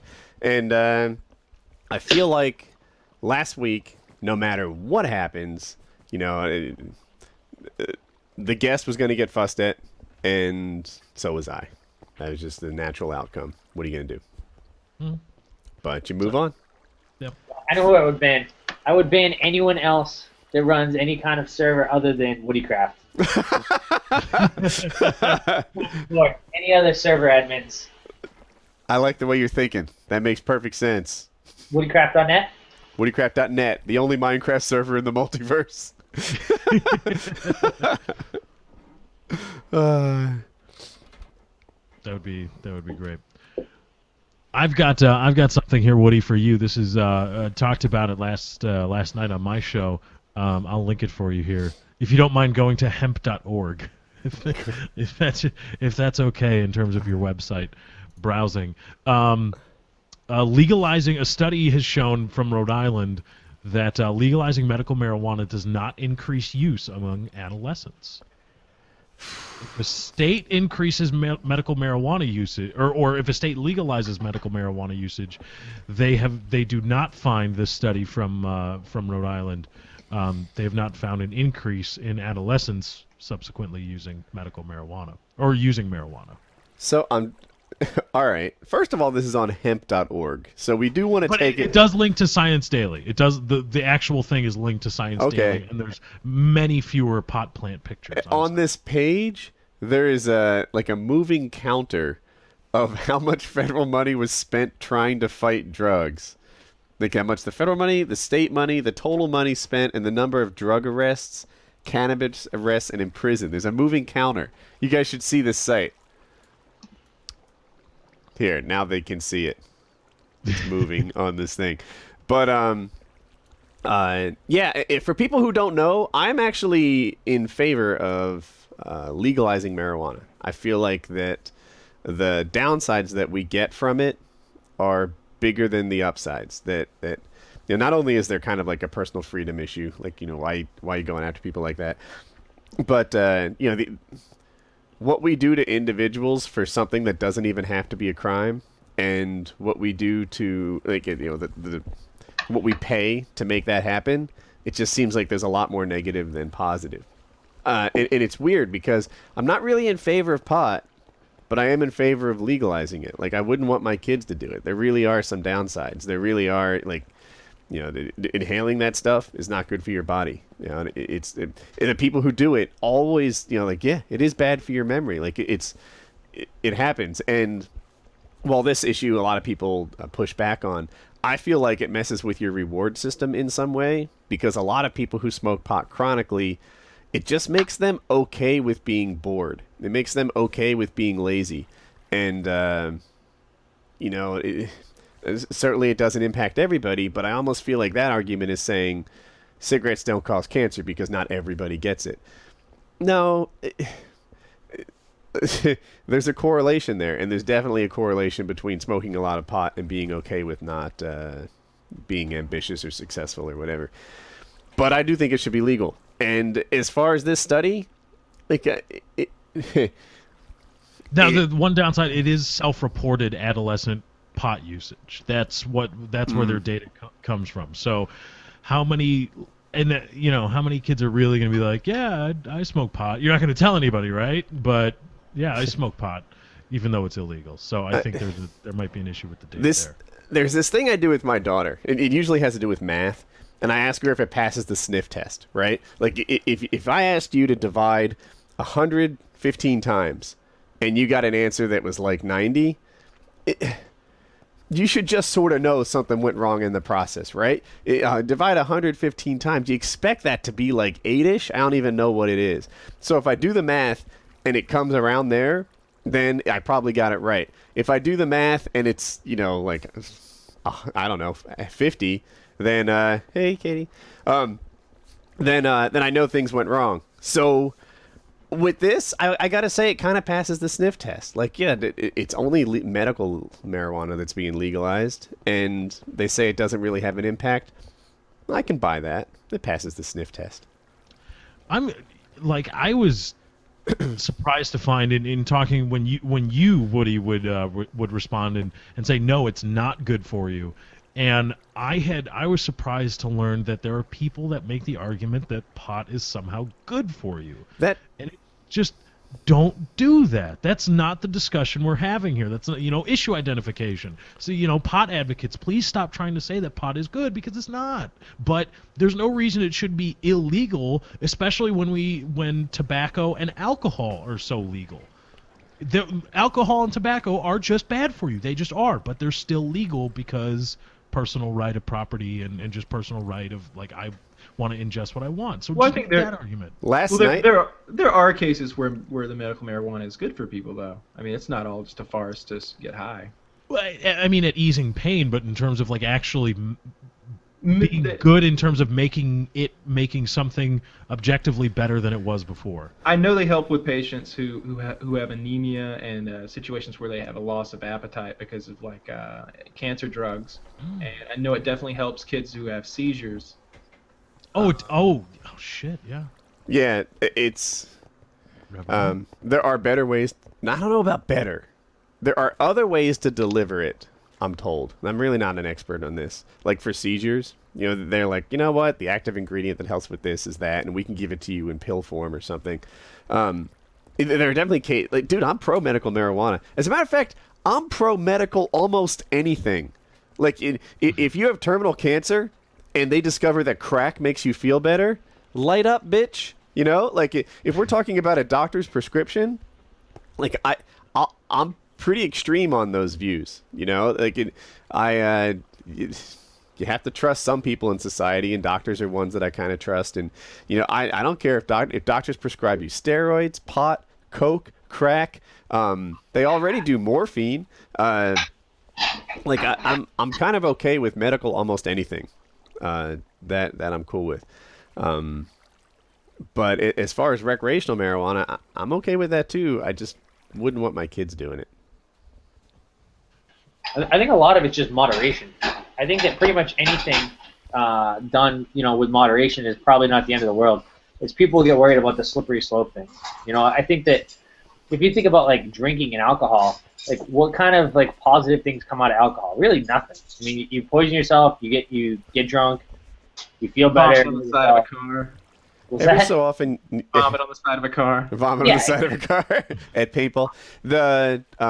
Every so often you hear like there's some positive effect from drinking red wine or something like that. Yeah, very, very rarely compared to all the stuff that comes out about using medical marijuana for this or treating that or whatever. Like what I remember my friend Greg said, like when I was like, this is back when I was like high school or college or something like that. But like someone is drunk is gonna run a red light, no problem, or run a stop sign, no problem. Someone that's smoking weed is going to sit at the stop sign and wait for it to turn green. Like, it's true. I mean, like, people are not going to, people aren't going to go and smoke weed and then be super aggressive and go and have, cause a problem for someone. Maybe they're going to screw up their own life, but they're not going to screw up anyone else's, which you can't say the same thing for alcohol. I think. Yeah, I'm kind of outside my area of expertise, but I don't know. I've observed a lot of people who are chronic pot smokers just not thrive, just not like do enough with their life. Now, of course, they're the outliers there. Everyone throws Joe Rogan up. Joe Rogan would destroy you in this. Yeah, I guess. I know. I'd like to hear what he has to say. Because I think even he would be like, dude, there's a lot of knuckleheads that smoke pot and let it become their focus. I think if you've got the kind of personality where you can have a gallon of ice cream in your fridge, but you don't eat the whole fucking gallon, then you'll probably be a pretty good pot smoker too. The kind of person who goes in there and is like, I want all of the ice cream. That's not the kind of drug user you want to be. Or anything, really. Everything in moderation. You said that, Benjamin Franklin, right? I don't fucking know. All things in moderation. Is anyone here against legalizing pot? What's that? I'm for it. Is anyone here anti-legal pot? What I am anti is decriminalization. Yeah, that's bullshit. Just legalize it. Just legalize it. No. Because that's the same kind of. Wait, I don't think I understand the difference between decriminalizing and legalizing. Decriminalizing means they can fine you for it, but you can't go to jail for it. So you're still not supposed to do it, but you're gonna get, you're not gonna get penalized by going to jail. They're just gonna hit you with a fine for something. Yeah, it's basically saying go do your drugs, but we don't want to know anything about it. Yeah. Oh. When you could just as easily say it's legal and we don't want to know anything about it. Yeah, exactly. I'm kind of in well, favor of, because it's none of your fucking business. I think the way that we do alcohol is a pretty good model. There are a lot of places where you can't drink in public, right? You can't be like, public drunkenness is a thing that they'll pull you off the street for and let it wear off. I know where I grew up in Ocean City, you couldn't drink in public. Like if you were walking around with a solo cup outside, they or at least off your yard or something like that, then that was an offense. They'd fine you for it.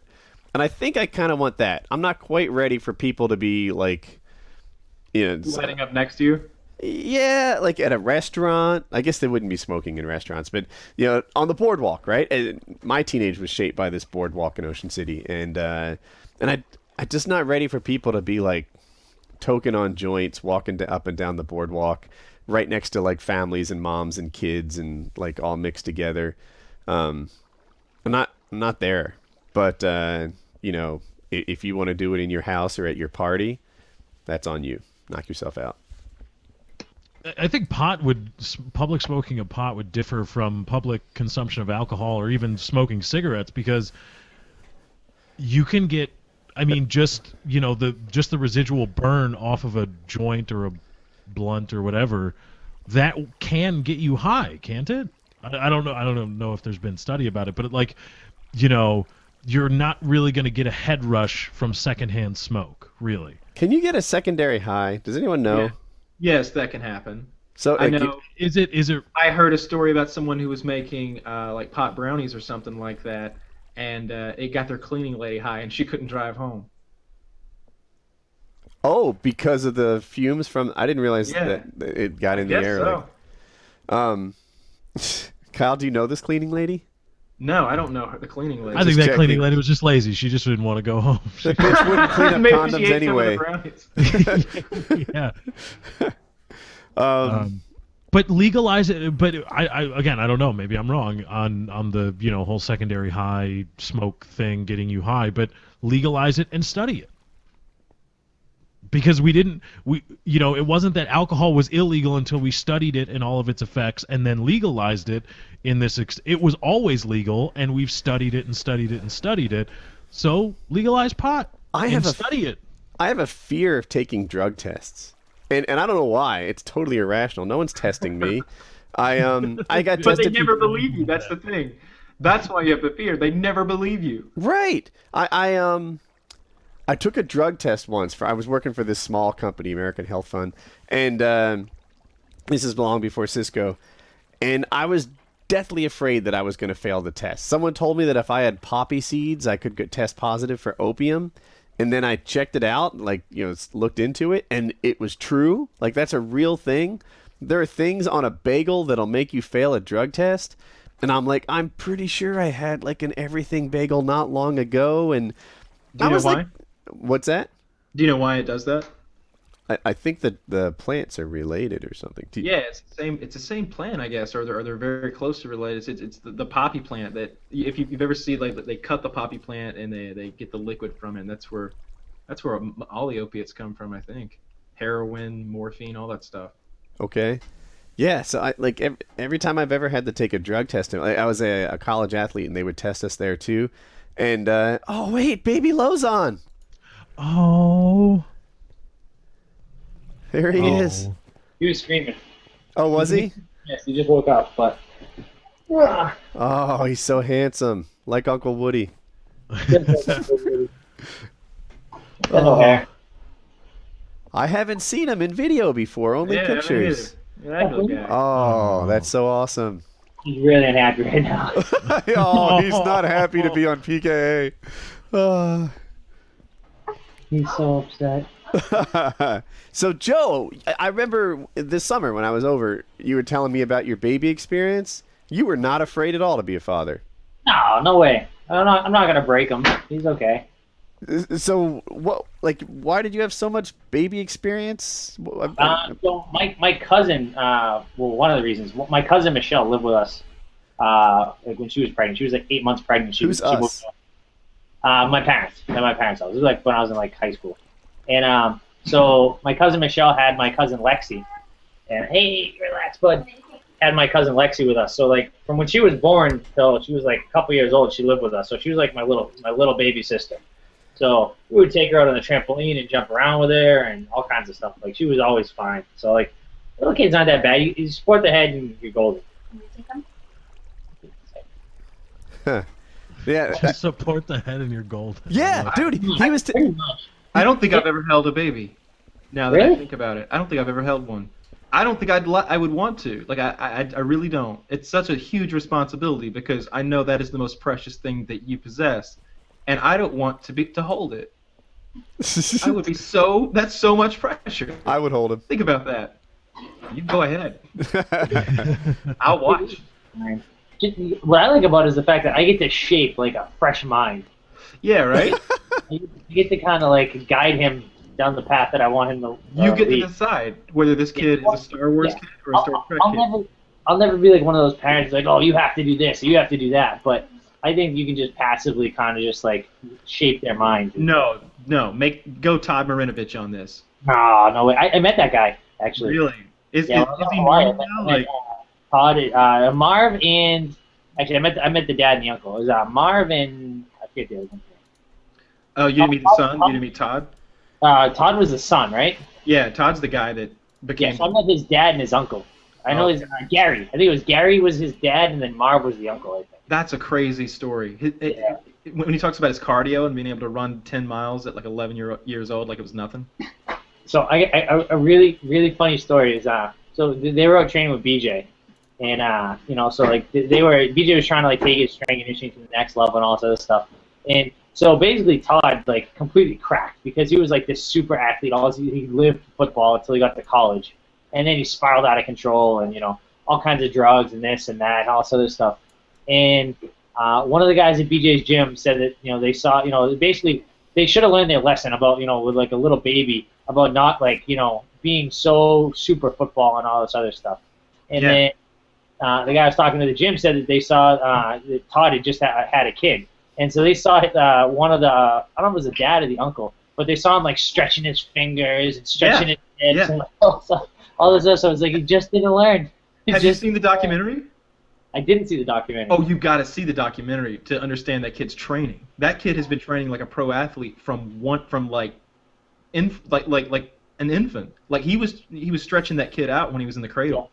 Stretching him out, giving him like raw, like frozen like liver to chew on. Pacifier, like all kinds of stuff. Who are we talking about? I'm sorry, I was Todd multitasking. Marinovich. So there's an ESPN documentary on Netflix. It's the Todd Marinovich Project or something of that nature, and it's about how his father trained him from an infant to be a pro quarterback, to be the best quarterback that this kid could be. And the father, I think he had some pro experience or something like dad designed the Columbine. They designed like the Columbine, Combine training. Yeah. The training that the NFL uses as a baseline, this guy's dad invented it. This guy was he had the tools, he had the talent, he had the know-how, and he made this guy the fucking $6 million man. Yeah, they called him Robo QB, didn't they, when he was coming out of college? Yeah, this kid went his whole life until he got to college, like under his dad's tutelage and really strict diet. Like never did this guy have a French fry. He hadn't had a French fry, and he goes to college, and you go to college as the star QB. The world's open to you. There's people offering you drugs, and there's women coming to you, and there's party environment, and it was just it was a shocking experience, and his life kind of spiraled from there. So how did I don't know the story? Did he turn into a pro QB? Yeah, he went pro, and then it continued badly. Yeah, he was like the guy. USC, right? He went to USC. I think so. Yeah. He was the quarterback coming out of the draft, and then once he got drafted, everybody was, oh my god, he's going to be the greatest quarterback ever. And then once he got money and turned pro, he just spiraled out of control. Like completely out of control once he got the money in his pocket. Essentially, once he was out of the strict control of his father, he just went nuts. It's a great documentary. Drugs, partying, all that stuff. Essentially his dad trained him to be a quarterback at the expense of his childhood and probably his life. He just ruined him. I think he's cool now because in the end of the documentary, he looked like he was surfing and like the guy's got the body of a god. Like he's trained his entire life. He's like a Spartan warrior or something. So like he can do anything physical or any kind of sport activity he wants. He looks like a kind of dude who's got a little bit of money left and is like really enjoying life at the end. But in the middle, it sucked. I guess the whole beginning sucked. I think he's painting now or something. He does like paintings. I saw him on on the Dan Patrick show. Where does the thing athletics possible is going to paint? I can't one up this story, but I can one down it. I met this girl on a airplane. This is like, I don't know, 5 years ago or something like that. And she had gone her entire life without watching television. Like she didn't have television. I don't think Netflix was big at the time or anything. She was just raised in a family where they would sometimes pop in DVDs, but mostly they just did like board games and read books and stuff like that. And then she went off to college and she went Marinovic on it. She's completely into Paris Hilton. She absolutely reads she just went straight for like the most mind-wasting TV dribble that could be offered. And now it has me like mildly nervous about the way I raise my own family. Will Hope be able to resist the temptation of Kardashians when I release her into college? Who knows? That's why you got to keep like a tight leash on her. She's got to be in state. She's got to be close by. Maybe you don't let her live on campus. She wants to go to UNC. There you go. That's not too bad. Yeah, that's not far from here at all. Yeah, you could go ahead and get yourself a castle near there. Keep her in a tower. Just show up. My wife was looking at castles recently. Yeah, she hated the interior decorating. She found this castle and she's like, it had a lot of curb appeal. It looked fantastic from the outside, but once she got inside, she's like, it was really gaudy. All sorts of like gold leaf decoration and like Baroque period something, and she wasn't down for the castle. Oh, there's a subreddit called Financial Independence. Have you guys heard of this? No. It's where tightwads hang out, and their entire goal is to like save ridiculous amounts of money until they can retire at an early age. And it's usually not like an insane retirement. They're saving ridiculous amounts of money so that they can get like $1 million in the bank and live off 40 grand for the rest of their life or something like that. And I proposed this plan to my wife, and she said no. But she said it worse than that. She said I was crazy, and then she called her mom, and they all laughed at how crazy I was. And then she called her sisters, and they all agreed that I was insane. And I think it's a really sound conservative plan. Thank you. Yeah, that's what I'm saying. You know, just speaking of castles, though. Okay. Can we talk about Game of Thrones? Yes. No. I love that show, man. I love that. I liked this week, but it's the first week where it hasn't been like a grand slam. Yeah, but I think it's loading us up for next week, and I think the end with the Khaleesi launching that whole scene at the end was pretty great. I liked, the guy rides out the champion of Marine, and he pisses on the ground and says, that Dany is a guy who hides her dick in her own asshole, and she's got an army of men with no man parts, and she challenges one of them, and she kind of goes through her entourage, who's gonna fight this champion of Marine, and she's like, no, not you. You're the general of my Unsullied. You're the commander of my Unsullied. Right. No. And Lord whatever, Jordan or whatever, is like, pick me, my queen. I've won more single combats than any man alive. And you're like, holy shit, that is true. She's like, no, I'll need you by my side most of all because of that. And he's like, pick me, Khaleesi. I've been by your side the longest. And he's like, no, you're my best friend, most trusted ally. I can't. You got friend zoned again. Yeah, and it gets down, totally, and it gets down to that guy whose name I can't pronounce. The newest like almost love interest guy who's offering her flowers. He's just like, I'm the son of a whore. I've been with you the least amount of time. And he says something that's almost romantic. I thought it was romantic. He's like, let me kill this man for you. And I was like, that's the most romantic thing I bet anyone has ever said to her. And she's like, yeah, make it happen.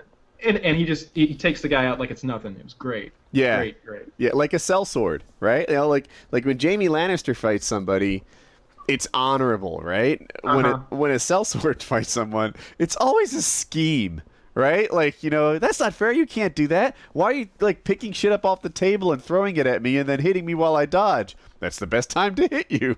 Yeah, he's like, you attack a man when his back is turned. Best time to attack a man. yeah. It's fun. Are we getting a tour of the Lauzon household here? Oh no, I'm going in the other room. It's a little it's gonna get loud in the other room. Baby crying, TV going on, all kinds of stuff. This is the bedroom. This is where the magic happens. This is where little Joey was first conceived. I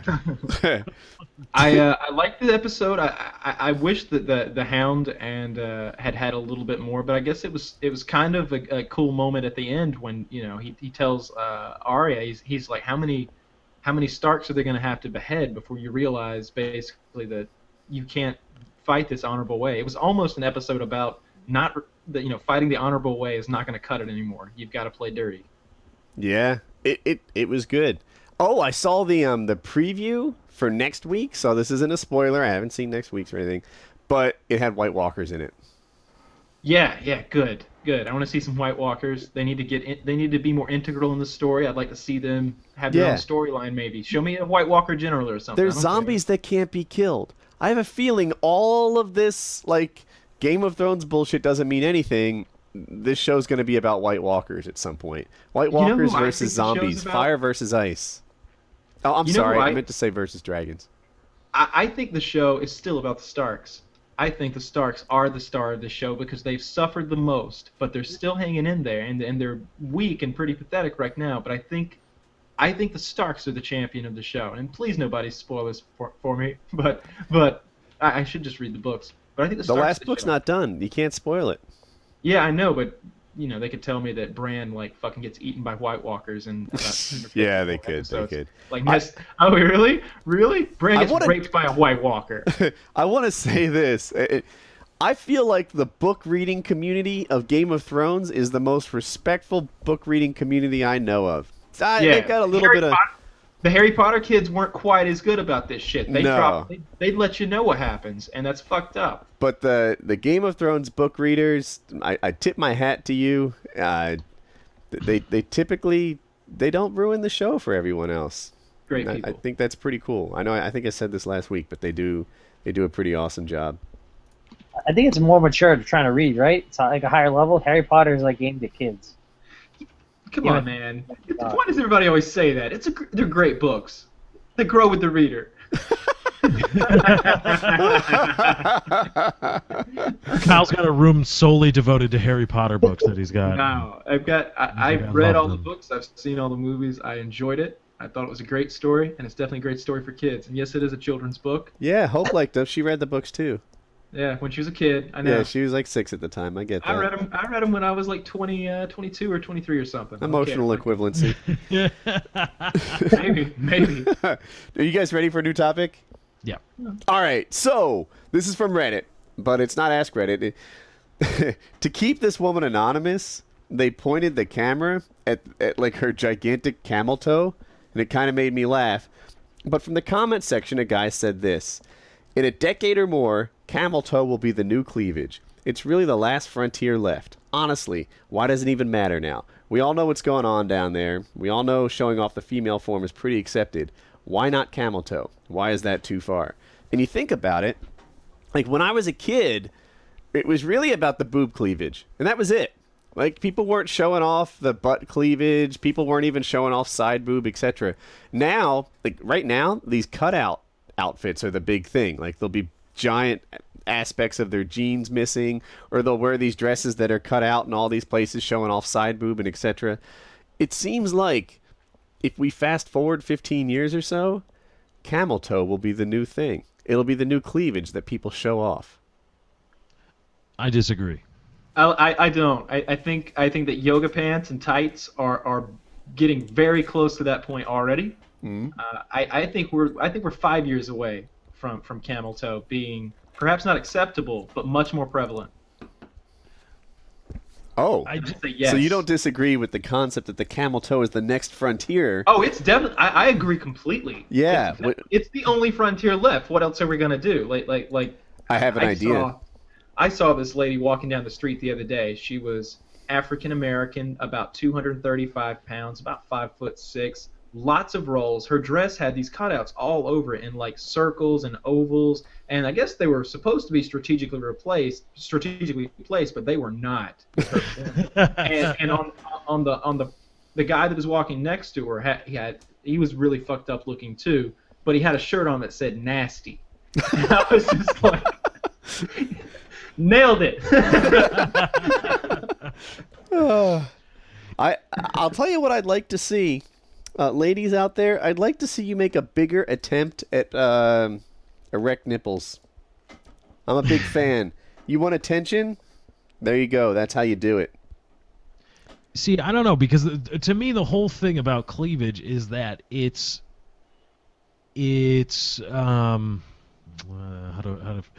sexual without being sexual. You are showcasing the breasts without actually showing tits.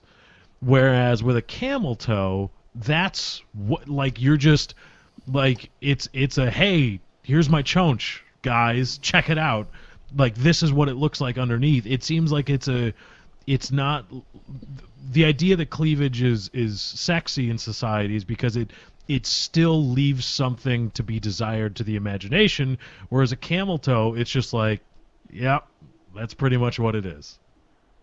So I disagree that... No, I would say that I disagree with you. I think that even if I see a camel toe, I have further questions. Yes. Right. Require answers. Yes, I think a camel toe might just lead to more questions, to be honest with you. Like what? Well, like what kind of questions? Questions that can only be answered through sex. Yeah. Yeah. I mean... What if women started stuffing their pants to have a bigger camel toe or a more attractive one? They were like putting stuff down there to make it look extra. Maybe like a big beefy camel toe became the thing, or maybe it had to all be to one side, or maybe it had to be like spread open really wide, like you just hit it with an axe. Like, or what if bras with fake nipples became the fashion, and women just rocked little erect nipples all the time? I don't want them to be fake, though. I feel like there's so much bra technology is deceiving at this point in life anyway. Bra technology? Yeah, bra technology, that's a thing. Bra talk. And they need to come up with a way to remove those things that's simpler than those hooks. I mean, there should be like a twist tab or something, like an emergency cord back there that you could just grab and rip. I think that's the next invention. Make a bra that on the front it has like a rip cord. Yes, like a parachute cord, like with a little T handle on it, and you can just grab it, and the bra comes flying off, shoots into the sky like an ejector seat in a jet. I don't know about all that, but I wanted to come right off. This is bra technology. If you're gonna innovate, go big.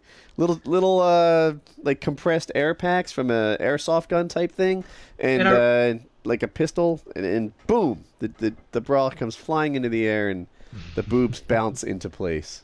I notice whenever I see it like that as a topic in like a movie or a TV show, it's always as if they're trying to, like, I don't know, the girl isn't really wanting them to take the bra off, and so they have to be good at it, and that's the point. But that's not the point at all. It's like, I want to get your bra off now, but I'm having a hard fucking time, and I don't want to stop doing this other stuff while you take it off. And a ripcord would come in handy. I think that's my new invention. Like I just changed the trajectory of my whole life. Like I know what I'm doing now. FPS Kyle Industries has a new focus. Bra technology. We're bra doing this ripcords. Bra ripcords. I guess that's not a bad invention. And if you order 2, you get a free muffin stuffer. A muffin stuffer? Does that give you good camel toe? Great camel toe. Patent pending. You know, women have it easy on swimsuits, and they say that they don't, but they're wrong. I'll explain. The thing is with girls, swimsuits have been evolving to make them look better for like 100 years now. And even though they don't cover that much, the shape of them, the material that they use, the cut that they have swimsuits designed for like every body type. And sure, like if you're big enough as a woman, there's nothing they can do to save you in a swimsuit. But heck, you look bad in a freaking ski outfit. So, but an average woman to a really fit woman can all look good in their swimsuits because swimsuits have evolved in such a way on women to accentuate their form and make them look the best that they can. Guys, on the other hand, the style, at least for American guys, is still elastic across love handles. Bam. Hasn't changed. Doesn't alter. It's bullshit. No, they got. Well, no. I was going to say, well, there are thongs, but that's still elastic around. Yeah, there are other options for men, but they just don't seem very. So if the only thing I would wear is shorts. I just don't see anything other than board shorts being a thing. I don't want them to be above my knee. I want them to go down to my knee. I want them to have some pockets. I want them to have some Velcro in the front, and that's all I require from a swimsuit. Because for me, I just don't... board shorts. Properly fitting, right? No elastic to like one size fits all bullshit, and pockets, and that's the only thing I'll wear. If it has a liner inside, they're not board shorts. That has to go. Yeah, and have you seen Idiot Abroad on Netflix with I think Jamie Pilkerton or Pinkerton? No, seen who? Aviator Broad? I'm sorry, An Idiot Abroad. It's the British show where they send the guy all around the world. An Idiot Abroad. Okay, I've heard of it. I don't know it. It's really, really good. And he goes to Brazil, and they're trying to make him put on one of these men's Brazilian swimsuits, which is like tiny, like, I don't know, synthetic fiber briefs. Mm-hmm. And it's just like, no, wear that. No. That's what the whole show is basically. They make him travel around the world, and he's constantly having to put on costumes and outfits, and it's just humiliating. And eat food, right? And eat, yeah. There's some of that, but it's mostly about just they put him in a situation at one point. Ricky Gervais and another guy, probably pronouncing that wrong, put the show on. They're the producers, and they basically get him on a bungee platform where all he has to do is jump. And they're in a community that's really poor in Africa or something. And Ricky says, if you jump, I'll buy a house for one of those African villagers. They're like $500 houses, these 10 shacks, but they're for a family that are like refugees, so that's the deal. And he's like, no, I'll pay for it then. I don't want to jump. And Ricky's like, all right, I'll buy 2 houses. And he's like, fuck, he's got more money than me. This isn't gonna work. And they get all the way up to like 5, and he's like, I'll buy 5 of those houses if you jump. And he still doesn't jump. He just looks at the guy's like, who's attending him, I guess probably lives in that village, and he's like, you're going to do it, right? He's just like, no, I can't do it. So the whole show is about humiliating that guy and just putting him in terrible situations. Do we need a whole new topic? Yeah, swimsuits is run its course. Lefty needs to be here for this topic. Where'd he go? He wheeled on out of here, huh? Yeah, I guess he did. So you don't want to talk about Dan? You put the kibosh on that awesome topic. Dan's a nice guy. Just made some poor choices, maybe. Joe, have you seen this? Seen what? I'm gonna link you. I know. All right, I should move on. Oh, yeah. We were talking about this earlier. Oh. Yeah. Let it go! All right. We'll let it go. We'll let it go. AT&T is lying about their Google Fiber rollout. Have you guys seen this? No. They're lying about it? I How? would kill for fiber at my house. I would believe... legitimately snuff out of life. I'll quote Wings. I would fight someone every day so that I could have a gigabit. I'd just wake up in the morning and be like, all right, here we go. We offered our internet company. We said we'll run the fiber to your fiber line. We'll bring our own fiber. We'll dig the holes. We'll hook it up to our home. You just have to service it. And they're like, no, we can't do that. You have to be certified. And we're like, we got a guy. who's nationally certified. We're going to get this guy from the military. He's nationally certified. He can do it.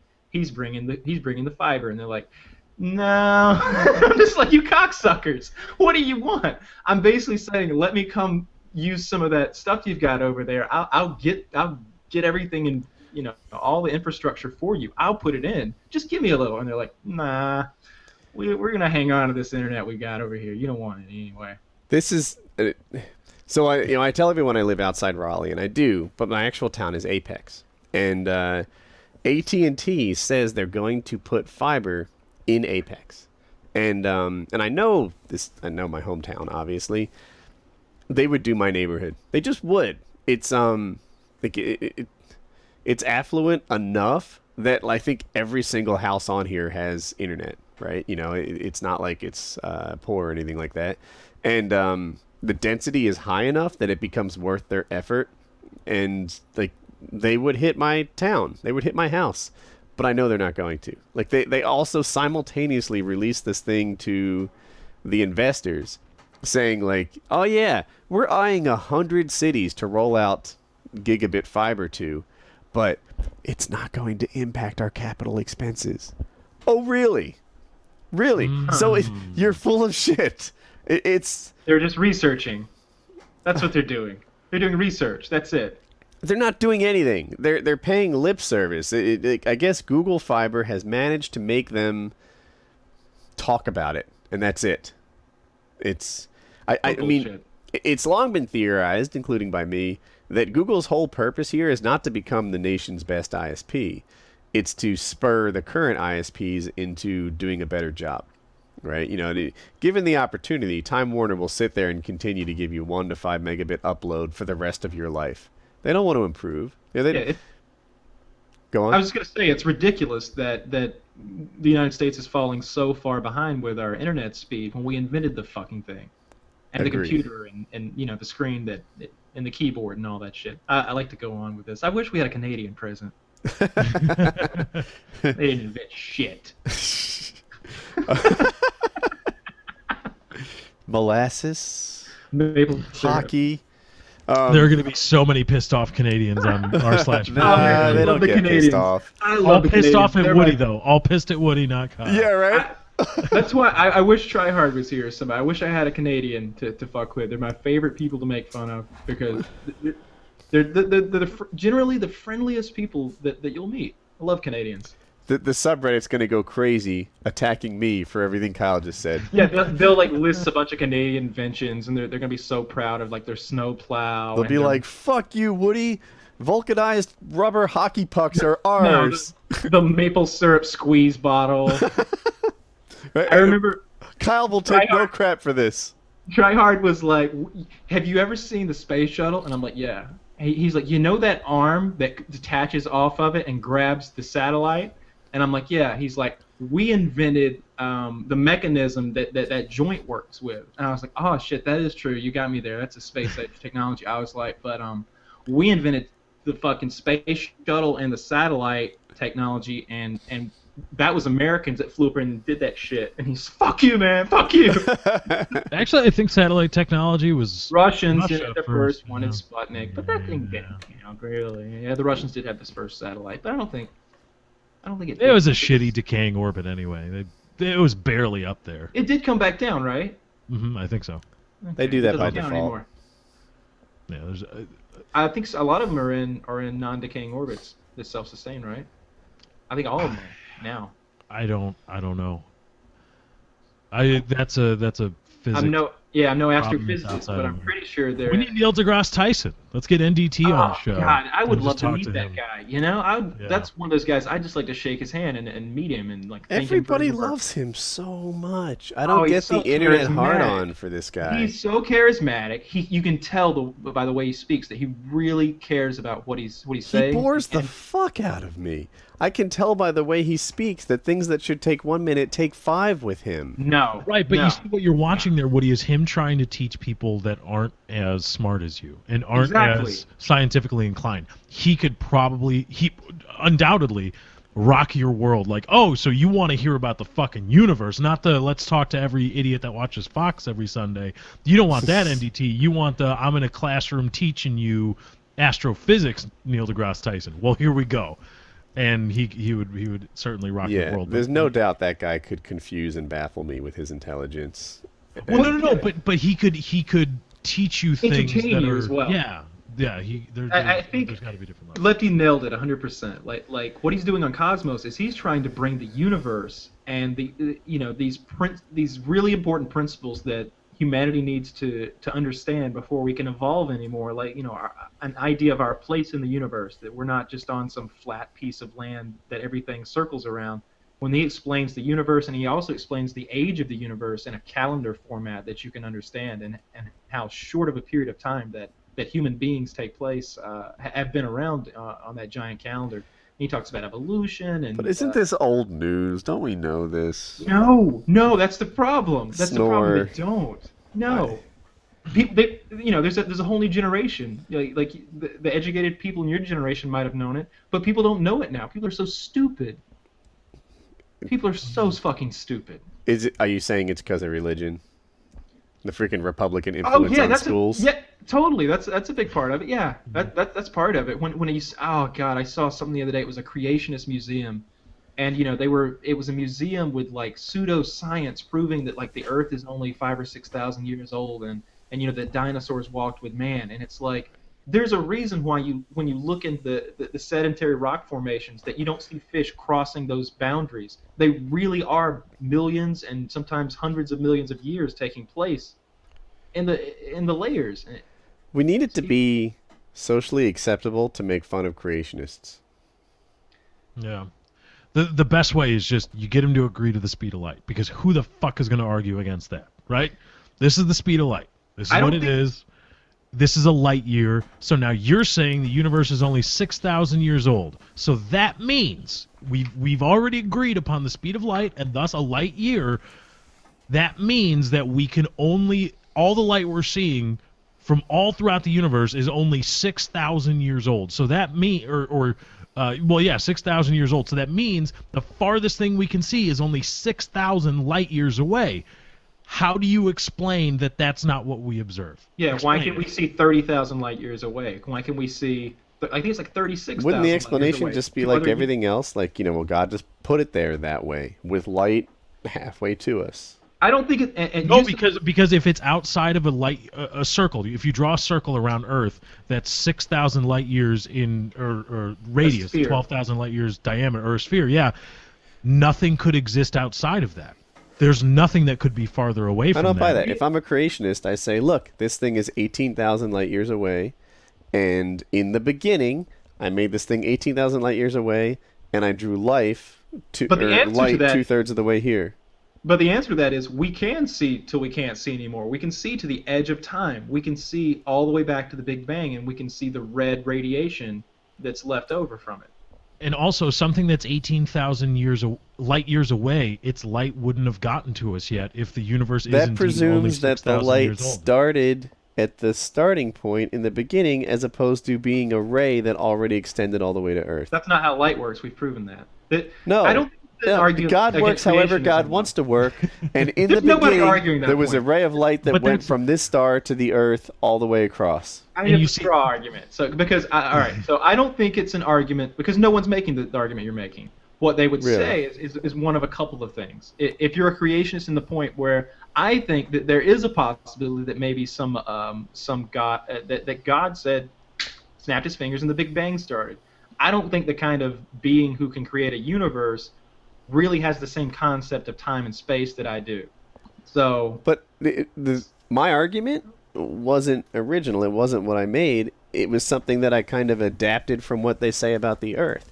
You say, like, why are all these fossil records here, and how can you explain carbon dating, and why does it make it look like, this thing is 14 million years old, or however old a dinosaur is, and they say, oh well, God had it that way. God put fossils in the ground that are, carbon aged to this point, and it's little tricks for us to discover and think that we're smarter than we really are. Yeah, the people who believe that the Earth is only 6,000 years old, I don't know what you call it when someone believes the Bible word for word that it's all fact.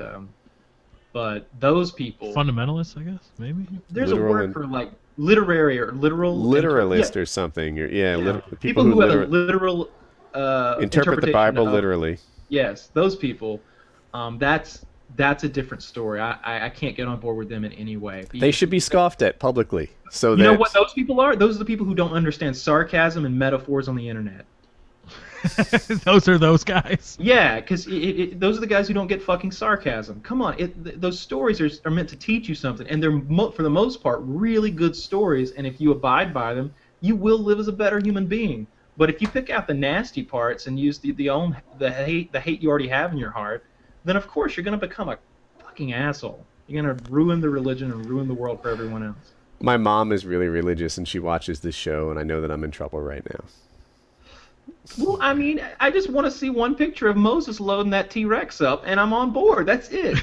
Like, it doesn't even have to be a Polaroid. Show me like a papyrus, script or something. Show me the Dead Sea Scroll where they're like, yeah, the Velociraptors came in today. It was rough. Like what? That was before God invented Polaroids. And I always just kind of scoff at this because I'm like, well, they have an explanation, but I really have never heard anyone explain to me how Adam and Eve, we started with two people and there wasn't any incest. Like, where did Adam and Eve's sons get all these wives from? They were just like extra women laying around, it seems like. Wait, they claim there was no incest? I mean, yeah, pretty much. I think I heard someone say once, well, there were women in the world, and I'm just like, where does it say that? I bet Adam and Eve's sons maybe were getting a little frisky with some of these animals outside the Garden of Eden. I think Adam and Eve... So Adam and Eve had two boys, right? Cain and Abel? Yes. And then there were more kids from somewhere. Well, Adam and Eve got it. No, the Cain and Abel and Eve, that was the thing. I don't know about that. That's pretty horrible to say, actually. But I think... well, dude, where do you think babies come from? Cain and Abel involved in an MMF with Eve. If we were talking about a different religion, that's what happened. Right? It couldn't even be MFM. It had to be MMF. Nope. Yeah, MMF with Eve. Hardcore bisexual three-way action. This is beyond where I wanted to go with it completely.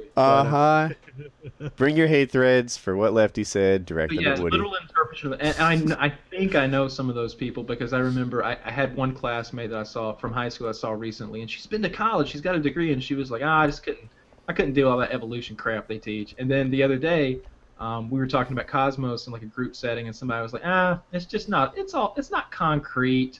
There's just not any proof. And I'm just like, the show is about concrete proof. They generally they go back to the first scientist to like discover this thing and talk about how it's like a scientific law and the scientific method and how it's infallible. Like they lay down that everything they're talking about is concrete and proven. And just some people are just not going to be down for it. And that's fine, I guess, but then don't speak publicly about how it's wrong or you're right. That's when I have a problem. Believe whatever the hell you want. Yeah, if you actually want to come and debate that with me, or anyone who, I'm not the one to debate about it. Obviously, Neil deGrasse Tyson would be the one, or Bill Nye the Science Guy. I saw him debate that creationist, and they were talking about it a bunch on Reddit. It's been several months back. Mm-hmm. It never ends well. Do you guys need a whole new topic? Yeah, probably. You wake up as Hitler in the middle of World War II. What do you do? Yeah, my kind of question. May I go first? Go on. I immediately get Churchill on the phone, and I ask him if he can coordinate a call with Truman, or not Truman, Roosevelt, because it's the middle. And I tell them, here's what I'm gonna do. I'm pulling back out of France. I'm pulling back out of most of the countries I'm taking. I'm keeping fucking Poland because, come on, they're right next door. I want this shit. And I'm keeping everything. I don't have a globe in front of me, but I would pick a line. What's the word I'm looking for? The lines around the earth. Longitude. Yeah, I would pick a point there, and I'd be like, everything north of this, I'm gonna keep. I will surrender back to the Allied forces everything south. Here's what I want, though. I want to destroy Stalin. Stalin's sneaky. If I pull back, he's going to turn on me. Join with me. I'll start. I would end this whole, the whole. We'll leave the Jews alone. We're gonna keep messing. The gypsies have got to go. Obviously, I think everybody's gonna be on board with that. But we're gonna get rid of these concentration camps. No more of that. Restore all the Jewish people's rights, and join with me. We take out Russia. You let me keep those territories, and I'll join with you, and we'll take out Japan. Then I get to be emperor of like Eurasia, and all most of Europe. Okay, I like that. I want to split China with them, though. Might as well take China, too. And Mexico. You might be biting off more than you can chew. This is kind of the mistake they made in the first place. What No, if you the went the other way? What if you said, hey, Russia, I want to be friends with you? And, you and I, we all hate gypsies. We got that in common. That's true. Let's take down England. Let's keep messing with the U.S. until they give up. And you and I will be buddies. And then once... Russia starts attacking the U.S. from the west, and that becomes like a big issue, right? Because we share that coast over there, and they're freshly weakened. Then we fuck with Russia, and I rule the world. This is like a Civ 5 game I'm playing out in everybody's head. Like, okay, so we need to play that. Is that out yet? The new Civ? Civ 5? Yeah, it's out. There's a new one. There's a new one. Yeah. Like an expansion or no, a like new a one. brand Like new? it's new a one. brand new one. I think it takes place mostly in space. I don't know much about it. Yeah, which I'm not sure. I liked the idea of, being on Earth with familiar civilizations. I just don't know if it's going to lend itself as well to space. It just doesn't seem like the same game. But what do I know? I'll play anything though. The old PC. We'll see. So I think I have to befriend Russia. So that, because I think the Russians caused a huge problem. We need to befriend Russia until they're weakened by the Americans and then attack Russia. The Russians, we could have beaten Russia, or I'm speaking as Hitler right now. Uh-huh. But yeah, I'm with you. They didn't pack any winter clothes. They let the war drag out. But Stalin was pretty much prepared to surrender everything west of Moscow and southwest. Are you sure? Yeah. It was almost over when things turned, when the tide turned. If they had lost Stalingrad, if we had won Stalingrad, that was it. But how much better would it have been? The Americans would have beaten the Russians, and then we just have to take on America after having lost all the resources. America's hard to take on. America really is. Like I know I'm an American, so but just speaking as someone with a little bit of historical knowledge, and especially that America, World War II America was not something to be fucked with at all. It was so industrialized. It was so focused on one goal, so patriotic. Guys were signing up to go die for their country to fight the Japanese and the Germans. Americans love a good war, don't they? God. All of a sudden, like whoever's president at the time, George Bush had a 98% approval rating when he invaded Iraq. Right? We didn't even have a reason. We didn't have any proof. We didn't have anything. We're like, oh, yeah. Go war. Woo! I love my team. Let's win a war. That every time America goes to war... Let's not talk about a bad war, though. Let's talk about the good war. Let's talk about World War II. Totally justified, 100% good. You're gonna have there's some bad flavors to it. Obviously, the internment of Japanese citizens. That's not talked about a lot. That's a real snafu. Mistreatment of real Germans. German was one of the minority languages spoken in the U.S. Prior to World War I, when it completely fell out of favor. But I just don't think an invasion of the United States in World War II would have worked for anybody. I don't know that you have to invade the U.S. as much as you need to beat Russia and then make the U.S. stop attacking you. How do you do that? You have to do it with long-range bombers, but we're so far away. Once you take Russia, you take Russia. Yeah, you got Eastern Russia. What, are you going to hit Alaska? Good luck, you'll run out of fuel by the time you find a fucking hut, especially in those days. Even California is not that tough. Yeah, but I can sail my fleet out of Eastern Russian ports, though. Exactly. Sail your fleet out of Eastern Russian ports and attack Western U.S. ports. That L.A. port. Pearl Harbor Part 2. Exactly. That's what you do. The Reckoning, Electric Boogaloo. I just think it was too far. I think it's a longer distance than you're aware of for World War II technology. They'd have to bring their fleet there, and I don't know that the Russians had. I don't really hear much about the Russian naval fleet in World War II. That's a good point, actually. And I think they're coming from the wrong direction. I think their ports are more in the Atlantic. And we've got the jet stream at our backs. Yeah, the United States was, especially then, was pretty much invulnerable. They never. The only thing, there were some Japanese that landed on the Aleutian Islands and held out for a while, but other than that, no, I don't. It's been a long time since. I think there was some attacks on Alaska too. I'm not well, sure. they invaded it was the Aleutian Islands. I don't know about the mainland of like the Big Island it's not a fucking island, but the mainland of Alaska. I think it was just the islands. Joe, you're Hitler in World War II. What are you gonna do? Kill myself immediately. Don't be a puss about it. Yeah, but then Hitler takes over, and he's like, we're really stepping up those Jew experiments now, boys. Hitler's not around to leash me down. Now we're getting dirty. I think you should. You don't think you should maybe turn the tide? I don't know. I mean, he was pretty screwed at that point. I mean, once you're halfway in, like, there's really no way to overcome things. He bit off way more than he could chew. I don't know. Yeah. It's time to get some more allies. The Italians, they're just not going to be killing enough people for you. The Italians were their allies. Mussolini, they failed. I know. The Italian, as a military, has always had, a big appetite and terrible teeth.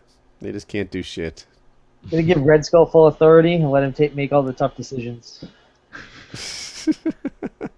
I think Hitler was really poised to be a great world leader if he hadn't just been the most evil person ever born.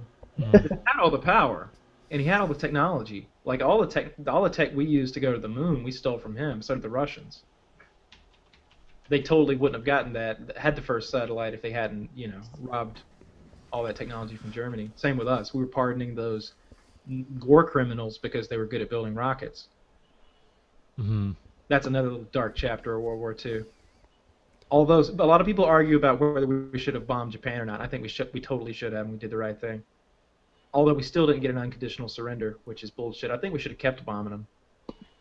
What do you mean we didn't get an unconditional surrender? We didn't get the Emperor. The Emperor stayed. The guy who started the war, the guy who made the decisions, their version of Hitler, their version of Mussolini. We don't do that anymore.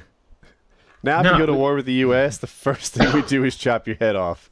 Step one, new leader. Yeah, we want the main guy, right? The people want the main guy, but we didn't get it in World War II. Not from the Japanese, who started the whole thing. Yeah, man. If I'm like Guatemala or something, I'm thinking about saber rattling against the U.S., I have to know going into it, fuck. The first thing they do is kill me. That's how they do this stuff all the time now. Modern American war, we kill your president right off the start. Here's what you do if you're Hitler, though. Because you're right, Kyle. You stop the whole, Jews are bad thing and, the death camps, all that stuff. Labor camps, fine. Death camps, no. That's just bad PR. You don't need that. You're already fighting a war. You don't need ultra bad PR. And also, you're forcing a lot of your best scientists to flee. And so if you reverse on that policy, you could probably recruit a few of them for your atomic project, or at least your jet project, and get that rolling. You pull Rommel out of northern Africa, give your troops the supplies in their eastern push towards Russia, and bam, you got Moscow, and you win that front. And you say, all right, allies, you can do whatever you want with Italy. I want the oil fields. I want everything east of Baku. I want the oil fields in Baku to continue my industrial push and my war machine. You can have everything else back. I just want Baku, and that'll fuel me for the next 50 or so years, and I can go do whatever I want and take over Russia. Leave me alone. You get all of Western Europe back. And he had a lot of bargaining power. If I'm Hitler, you could say something like, I'll tell you what I'll do. Obviously, let's not go public with this whole thing yet, with me turning on Japan. Here's their codex. Here's their naval codes. Here's where all of their tech is. Here's where to hit them. Here's where their tech. You could kind of be a national spy and just give them the goods and let them use it for a month before you started sending German battleships to Japan or something like that. I like that idea. That'd be a cool scenario. That's why didn't Quantum Leap ever do that? Come on, Scott Bakula, what the fuck? You're always going and fixing some insurance salesman's marriage. Go fix fucking World War II, asshole. Greedy son of a bitch. Strong point. Strong point. Yeah, there you go. Whole new topic? Sure. All right. Apparently there's a phone number at Auburn University, and they will answer any question you could ever ask. Kyle, you want to call it? I mean, we've got Google here. I can answer any question you could ever ask, right? But there's a human on the line. You could ask him stuff. You could ask him how to prepare for anal sex. You could ask him which toads are best for licking. 100% is just them looking up Googling it, as you call it. How do I do this? He's not going to answer topical questions. You couldn't be like, what's Paris Hilton's dog's name? Like, but I think like if you asked him like, you know, what's the ratio of dark matter to matter in the universe or something like that, you'd hear keyboard strokes pretty quickly. Hmm.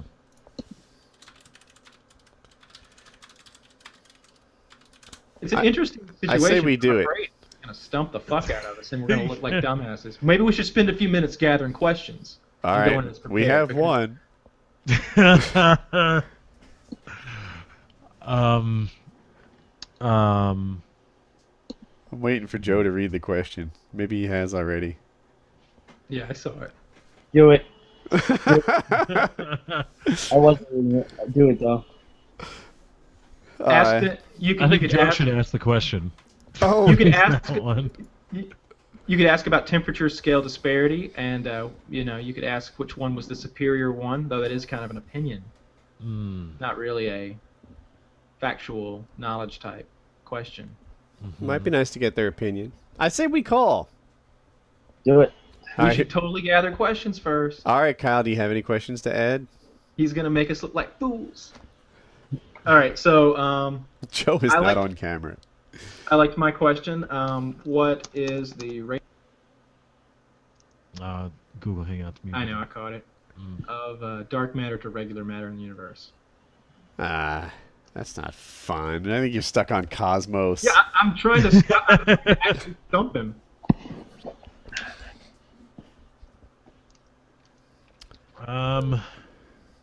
Let me think. I'm thinking too. What is best in life? If you reprise with the quote from Conan. He needs an opinion on. What percentage of France's electrical power comes from nuclear energy? It's rather high, right? Yeah, it's like 70%, something like Yeah, that. that's impressive. I'm a big proponent of nuclear energy if it's done correctly, but I think you gotta get out of the hands of those private corporations, or at least really monitor it. I guess they're doing a good job so far, right? In the U.S., only one real disaster. The Japanese are fucking crazy though. Yeah, but a lot of the disasters are just you know, humans just being like, hey, let's turn off the computers that govern this. Let's see what happens. When you hear about it, it's like yeah, he shot himself accidentally. Well, how did it happen? Well, I'm first crushing he it with loaded the these gun, questions. I then love he took those the questions. safety off. Then he pointed at his head. Then he cocked it. Then and it's like, yeah, if you do all those things, that shit'll happen. So far I have, how do I become YouTube famous? I'd like to see them answer that. Top half or bottom half mermaid. It's a classic. I'd like to see the Auburn staff tell me if black people really have bigger penises. Ask him. What about what happens if I fake a nuke in Modern Warfare 2?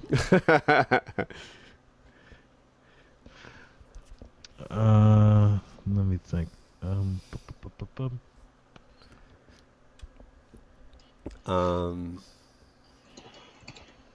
Kyle, you know you're doing the talking, right? Everybody wants you to. Do they? Okay. Yeah. Everyone watching right now is like, I hope Kyle does the talking. He's amazing. That's a lot of pressure. Always with the pressure. Yeah. Always with the pressure. We need more questions. All When right. does the narwhal bacon? Wait, what was Joe's? When does the narwhal bacon? I know the answer. I don't get it. I don't either. At midnight. When does the... Right, Joe? Yeah, you're right. It's a Reddit question. You should know that. If you browse Reddit, you should know that.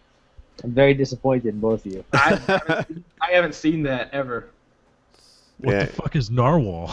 A narwhal is that that. It's like a semen cross hole between a with unicorn and a horn. whale. Yeah. And a And- lot of people don't think they're real, and occasionally I explain to people, like, no, they're fucking real. They're like, no, the sea unicorn things? No, that's like cartoons. I was like, no, they're fucking real, dude. Those are animals in the ocean.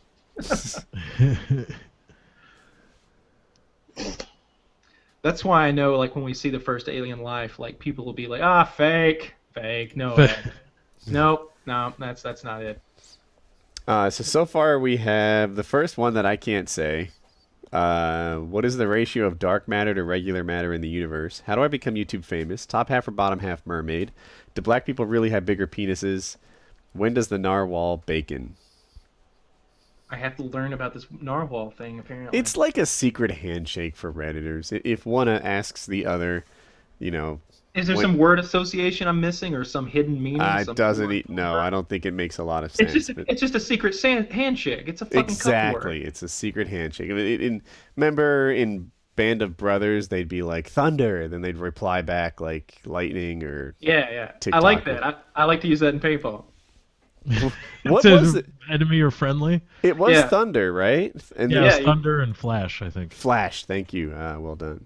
I always liked that. That was, and I was like, yeah, you'd want something like that if you're running through the fucking bushes with a gun looking for Germans. Yeah, people are smart. Even in the 1940s, I was like, oh shit, I would have never, like, if I was putting together a war, and I was like, that would never have occurred to me. Maybe we should have a special code so that we all know who's who. Even if they speak English, if you're like, hey, are you American? Yeah. Yeah, we are all American here. Come, right? we party. Sounds good to me. Come on, boys. Come out the bushes. Do you need more questions, Kyle? We can run with this, I guess. All right. Time and safety. So let me turn off the thing, because sometimes it does like a type ahead and shows you my address book.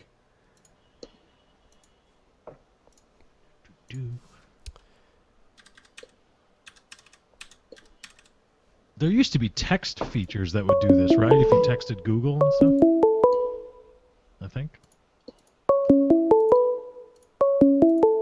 For information. Hi. So is this the number where we can call and ask questions? Yes, sir. Okay, so I've got a couple of questions. Is that okay? Yes, sir. And my other question is, do they have to be, could they be topical questions, or do these need to be factual questions? What do you mean, sir? What is the ratio of dark matter to regular matter in the universe? Give me 1 second.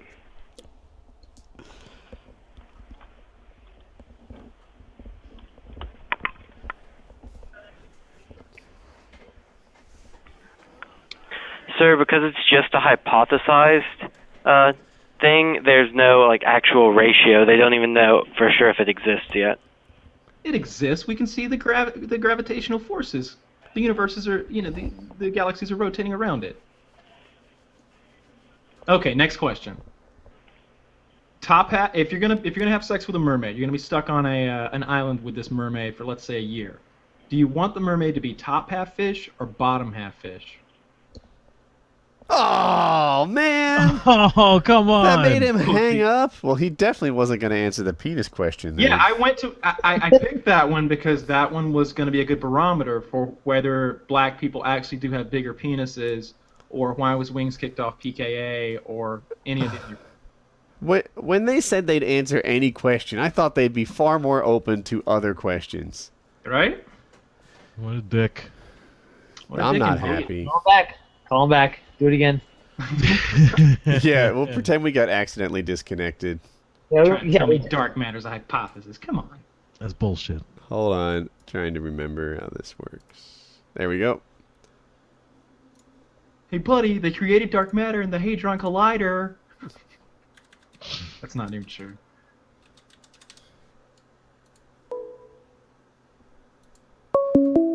Hopefully it's a different guy. It's not.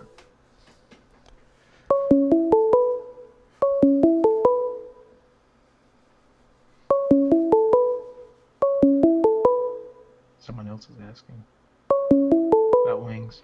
For information. Do black people really have bigger penises? Dude.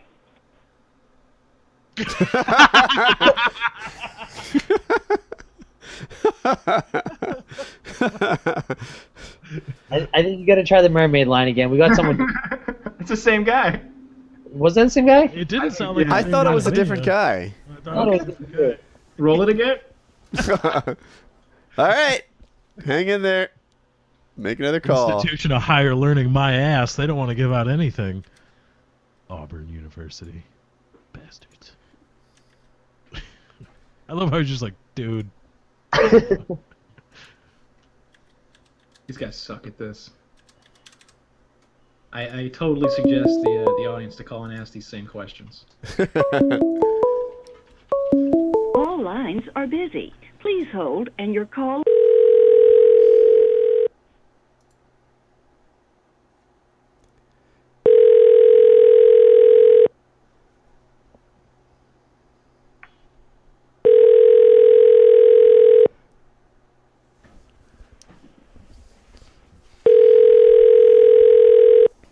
Why doesn't Leonardo DiCaprio have an Oscar yet? Really? Is it because of the Jews in Hollywood? For information. So you're on this desert island, and you get to have a mermaid with you for a year. Do you want the mermaid to be top half fish or bottom half fish? I think that was the first guy. That Yeah, was I think the it was first too. guy. Damn it.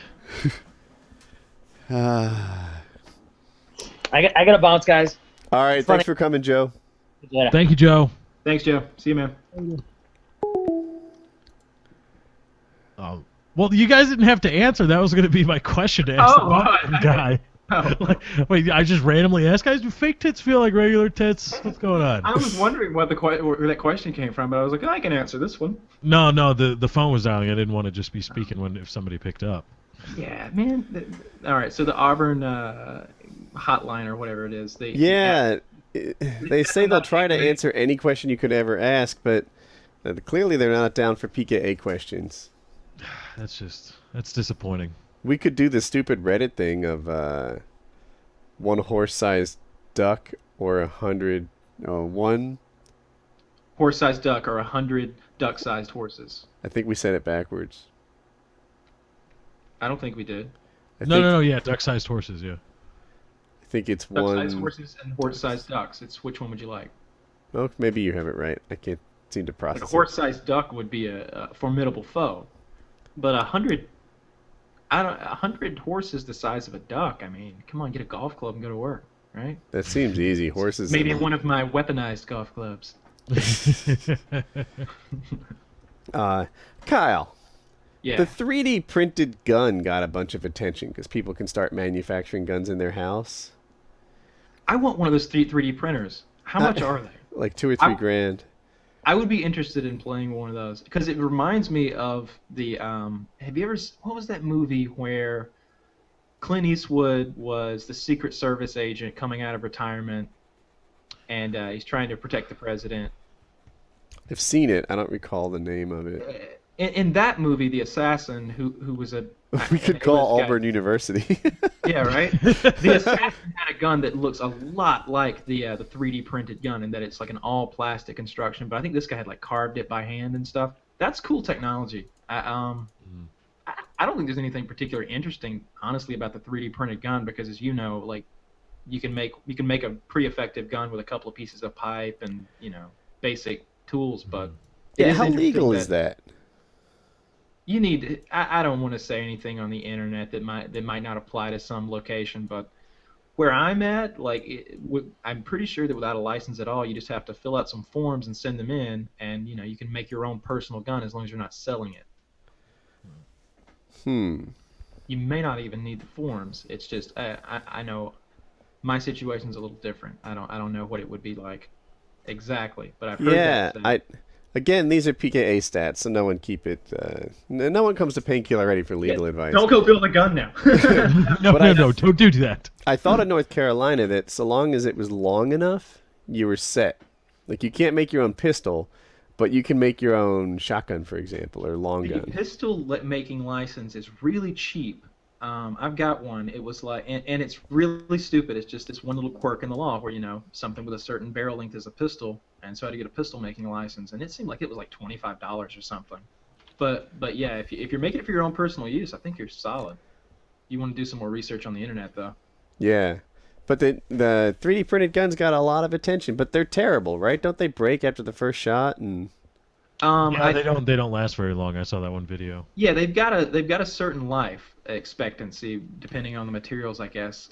Just a few shots, but it seems to me like the kind of, especially the ones I saw were made in the form of the Liberator pistol, and that was that pistol that the U.S. would airdrop into occupied France during World War II, and it's basically this tiny little 45 caliber pistol made out of sheet metal and just shit, and it cost very little money to make. It came with a couple of bullets and instructions that literally showed a cartoon of like, approach the German officer, or a German soldier, smile at him at the checkpoint, shoot him in the face, take his weapon. Like, yeah, now you have a real weapon. Now you have a real weapon. Like, this was an assassination weapon. Not really. It was a weapon to get in close because it was cheap and dirty, and get yourself a real gun.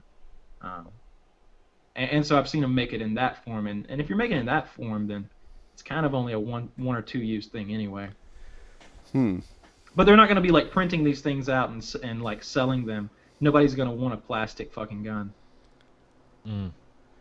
I saw this thing on American Gun Culture on HBO Real Sports. Have you seen it, Kyle? I don't think so. Or anybody? No? Oh, man. They basically acted like it was completely insane for kids to get into shooting sports. And and you saw the kids all like responsibly, like, you know, handling their weapons.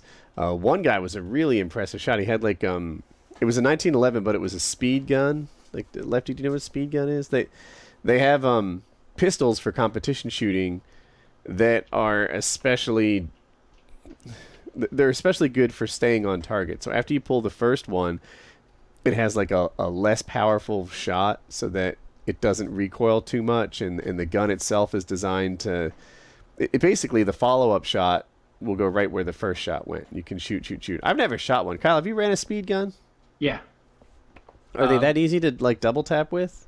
Yeah, really low recoil, really good controllability. I just linked you to like an image search of like the kinds of guns you're looking at, like IPSC style pistols, really customized. You know, big optics, compensators, oversized grips, oversized mag wells for quick changes. Yeah. So if people don't know, when you shoot a gun, it kind of wants to point up, like it does that. That's the way that it kicks. And if you're looking at my screen, these holes in the top, that's so that when the gases escape from the barrel, it like pushes it back down. So when you shoot, instead of doing that, there's to compensate, there's a downward force too, and it just kind of stays on target. And it's called a compensator. And it's called a compensator. So that's what these little holes on the top are. I know the people I'm talking to can't see my screen, but the people on the show can. And also, Kyle, don't they use the guns a little heavier and longer so that oftentimes it's lighter. If you look on a lot of these pistols, you'll see that like parts of the slide have been removed, like by a milling machine. So they've been lightened up, and also on the slides, you'll see the slides have been cut a lot on some of them. But they're longer too. Like I know the Glock, the competition one. What is it? The 17L and 34L. Do I have the Glock model right? They use different ones. Some people use 19s, some use 17s. But there's an L version that's longer for competition. Sometimes. Yeah, it's a longer slide.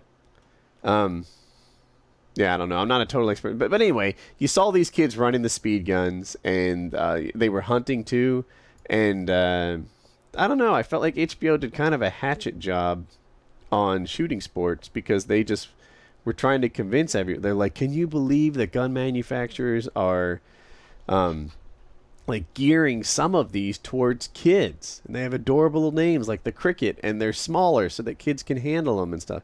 And then I saw it and I thought, well, yeah, of course, you know, you wouldn't want kids shooting at a grown-up's rifle.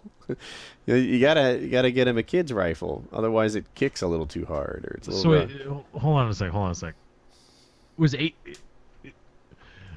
Were they trying to? Did they completely forget about the whole kids can't buy these guns thing?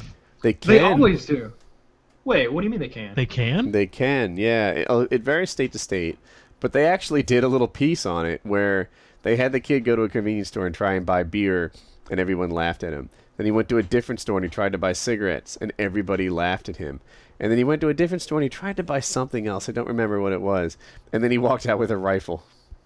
That's bullshit. That's bullshit. There's No, way that's Michael anybody- Moore shit. That's the Yeah, Michael that's a Moore. hack job. I'm getting a gun Nobody does for opening an account. Let me. thing. That's- Okay, if you're a gun store, you've got a federal firearms license, and you've got a book of records that you have to keep, and you get inspected about once a year. And if anything is wrong in the book of records, where a firearm was transferred from your books to a customer, and you don't have the paperwork backing that and showing how it happened legally and how the background check was done, or how you inspected his carry permit, made a copy of it, and stuck it in there with pictures of him and all that shit. If you haven't done that and you can't prove you did it right, you're in a lot of shit. And a kid walking home with a gun would certainly raise some fucking red flags. No way they sold that kid a gun. Yeah, that seems like some quick, Actually, slick editing. So I did a little internet Googling on this thing, and the kid was 13 or 14. I'm sure of it. In the show, as I look at the state by state minimum ages, it looks like it's 18 for almost every state. Maine is 16. And that's a long gun. That would be a shotgun or a rifle. A long gun. I'm sorry, I don't know why I'm repeating you. For people who don't know what that means, it means shotgun or rifle. Maine and Vermont are both 16. Everything else is 18 or 21, except there's a couple of states, Michigan, Minnesota, New Mexico, a few others, that don't have anything there at all. But I'm sure there's a requirement. Yeah, I think you're right, because like Michigan, for example, it doesn't have a requirement for buying it, but you have to be 18 to like hold it, to possess it. So one would guess that it's covered under that. Yeah, I don't know where this 14-year-old bought a gun, or 13 or 14, because I'm looking at this thing and you can't really do that. Bit of a hack job, I'd say. I mean, And what's so bad about teaching responsible gun ownership to a child? oh, it's the best thing you can do. I promise you. Like hiding the guns from kids, I strongly believe is not the best way to prevent, accidental shootings and any kind of shooting for that matter. If a kid has respect for the awesome power that a gun has and how dangerous it is if it's misused, they will never grab that thing and be like, hey, Tommy, let me show you what my dad's got. Let me get his Magnum out because I've seen it on Dirty Harry. No, it's not like that in real life. It's fucking scary. And, if you... I just want to add to that. What Kyle just said is the typical thought process in the gun community. Teach your kids respect for the gun. Do it in a super authoritative way that makes them understand that this is not a joke and it's a real big deal. In my house, I do it different because Colin's not like everybody else. And I don't think I could like drill in the, hey, this isn't a joke kind of thing. I'm just not willing to bet the safety on it. So I bet the safety on the safe. My guns are locked up. You can't play with them. That's it. If there's ever a gun in my house, it's either on my body or in my safe. And those are the only two places that they exist. So, but I think Kyle's strategy is pretty good for most families. It just doesn't fit mine. Yeah, my dad showed me how to unload his 357 Magnum when I was grade school still. He just showed me like, you're starting to go hang out with kids now at people's houses, and I think my friend at the time, his dad was a Vietnam veteran, and he had like a gun cabinet or something, and so he said, this is my 357 Magnum, and he said this is how it works, and this is how it loads and unloads. And if your buddy ever starts trying to show you guns, you say no, but if he's got it in his hand, the first thing you do when you get it in your hands is you unload it, if it's loaded. And he showed me how to do it. The other like sort of a family rule we have in our house is you can see the gun anytime you want. Anytime you want, I will drop what I'm doing. I will take it out. I'll take the bullets out and I'll give it to you, and we'll load it up, and I'll let you put the bullets in the magazine if you like it. It's not supposed to be this like hidden mystery, like I have MacGuffin in my head, like that item in the movie that everyone chases after, the soul in Pulp Fiction. That's not what it is. They should be bored of it. Yeah, Dad has guns in there. I really don't care. I've seen him a million times. Anytime I want to, we can play with the gun. But it's a kid and me type thing. And I would probably do it like Kyle, like not hide them at all. If I was convinced that I could like lay down the law. Yeah, I don't know. In a Even in my reliable way. household, I don't think I would want my kids to be freely like getting the rifle out and just being silly with it. I get, if they're getting out and cleaning it, taking it apart, and that sort of thing, I guess that's different. Yeah, we had friends who did that. Like their gun case was kind of like a china closet almost. It had glass doors that anyone could open up and see the guns anytime you wanted to. And the kids really liked guns. They had their own. They kept them in the gun case, but they went hunting together as a family, killed deers and stuff. And I'd ask them questions because to me it was this like amazing thing. Like, what's it feel like to shoot a shotgun? They're like, it hurts. And sometimes you get bruises on your shoulder. I'm like, it hurts as I push you backwards. And they'd say it did. And of course, these were smaller kids, right? They were like 10 and 12. And they were a gun family, and the kids were big on gun safety. Like I didn't get to play with the guns. I wasn't allowed. And they had rules that they obeyed. And I guess that's what I'm not saying clearly. I'm not convinced, mostly with Colin, that I could lay down a rule that would be obeyed to the point where I'd bet his life on it. So lock the safe. Yeah. But I do believe in most scenarios that it's just, especially if they've been hunting. Hunting's something that I don't know how I feel about hunting now. I don't think there's anything wrong with it, but I choose not to do it because I feel sorry for the fucking animals that I'm shooting. But it doesn't seem very fair. But I think as a kid, it was a really good learning experience especially for getting the respect for the gun and a respect for like life and death and an idea of providing for yourself. We didn't. It's not like we were killing these deer and like living off of them or anything. But I was like, if I needed to, I'd go out and kill this deer and I could survive on it. You say hunting's not fair, but like I don't know exactly what the process is for whatever food I'm eating, but I'm pretty sure it's not fair. Yeah, with food, that's totally true. But I wasn't doing it for food. That's what I was getting at. I was doing it for fun. So you kill things for sport? Yeah, totally. That's the only reason I kill things. That's the only reason I ever went hunting. It was never like, I'm so hungry, let's go get some doves. It was like, no, doves are really fun to shoot. Yeah, what about that damn turtle though? What's he I was gonna say about it? That was one of the first things I've ever shot, only because I wanted to eat him. I would never shoot a turtle like normally because I kind of like them. And I told you that horror story about spearing one that time. So, yeah, that's the first time I've ever shot something only because I wanted to eat it. What was I gonna say? Oh, but you told me you shot over 100 deer and maybe approaching 200 in your lifetime. Yeah, that's true. Did you eat them?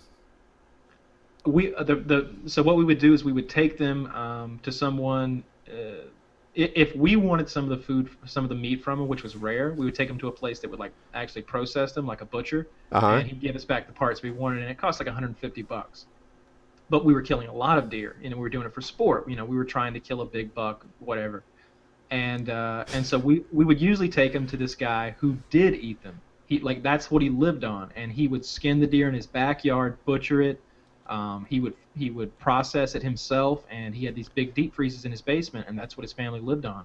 They had just hundreds of pounds of deer meat, and he'd give us a few bags of jerky, for giving him the deer, and that's as close as we got to killing for food. Is we'd have a couple bags of jerky. Okay, but you killed for his food, kind of. Yeah, but that totally wasn't my motivation. I was killing for the sport of like I can shoot a deer so fucking far away that the game warden won't even believe me when he gets here. Like that was a fun thing to do, to challenge myself to shoot a deer as far away as I could. What did you kill the deer with? The caliber?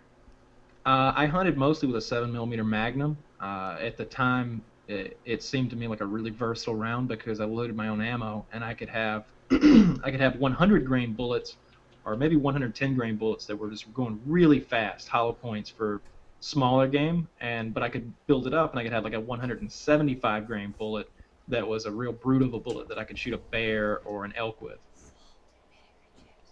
It was way too much gun for me at the time. I think I was 11 or 12 when I got that gun, and I didn't start loading for another year, so I was shooting 175 grain soft points as like an 11-year-old. I have a lightweight rifle, but I remember I blew the bug deflector off my dad's truck one time. I was propped up on the hood shooting a deer. It was a serious rifle for a child. Even now, like if somebody was like, "What's a deer rifle that has some kick?" I was like, "Yeah, 7mm Magnum will fucking kick you." But I don't know that caliber very well. Is it smaller or bigger than a 30-06? The bullet is pretty much the same size when you break it down to the metrics. It's like a 290 something, .29 something or another. It's the same size bullet, a lot more powder. There's a lot more powder in the 7 mm. Yeah, if I had to guess. I don't have much experience with a 30-06. More of a it's if you compare it to a 308, it's a much bigger round. Bigger than 3. How does it compare to a Mosin Nagant round?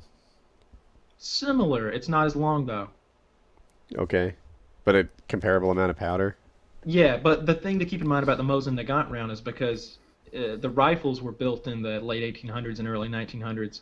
So was the technology behind that round. So the powders it uses are slower burning because at the time, the pressures were an issue. So that round is not as powerful as it has the potential to be if loaded in modern times. I love Mosin Nagants, man.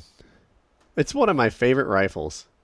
They're really cool. You can they're like $95 if you buy them 10 at a time. You can get a crate for less than $1,000. I think I paid $70 for my Mosin. I know this is gun talk. Some people won't like it, but here, I wanted a gun that was a like a rebuilding project almost. So I went to the gun show thinking I would buy some cheap Mosin Nagant and that I would fix it up. I'd like redo the wood finish on it, sand it, make it nice, make it look like a brand new Mosin Nagant, which to some people is a terrible thing. Like, oh, you got the patina off it, but I was like, whatever. I want it to look like new. And so I went out. I went to the gun store, and then not to the gun store, but the gun show, and they had so many Mosin Nagants there, all for the same price. And I'm like, I think I'd be stupid to grab a crappy one. I'll just, they're all the same price. I'll grab the nicest one. And then I was like, well, darn, this thing doesn't even need to be fixed up. It looks great already. So my Mosin Nagant, $70, and if you ever want like a gun that would be like a hypothetical people killer, it's what it was made for. It's a World War II gun. You want a gun that'll kill a deer?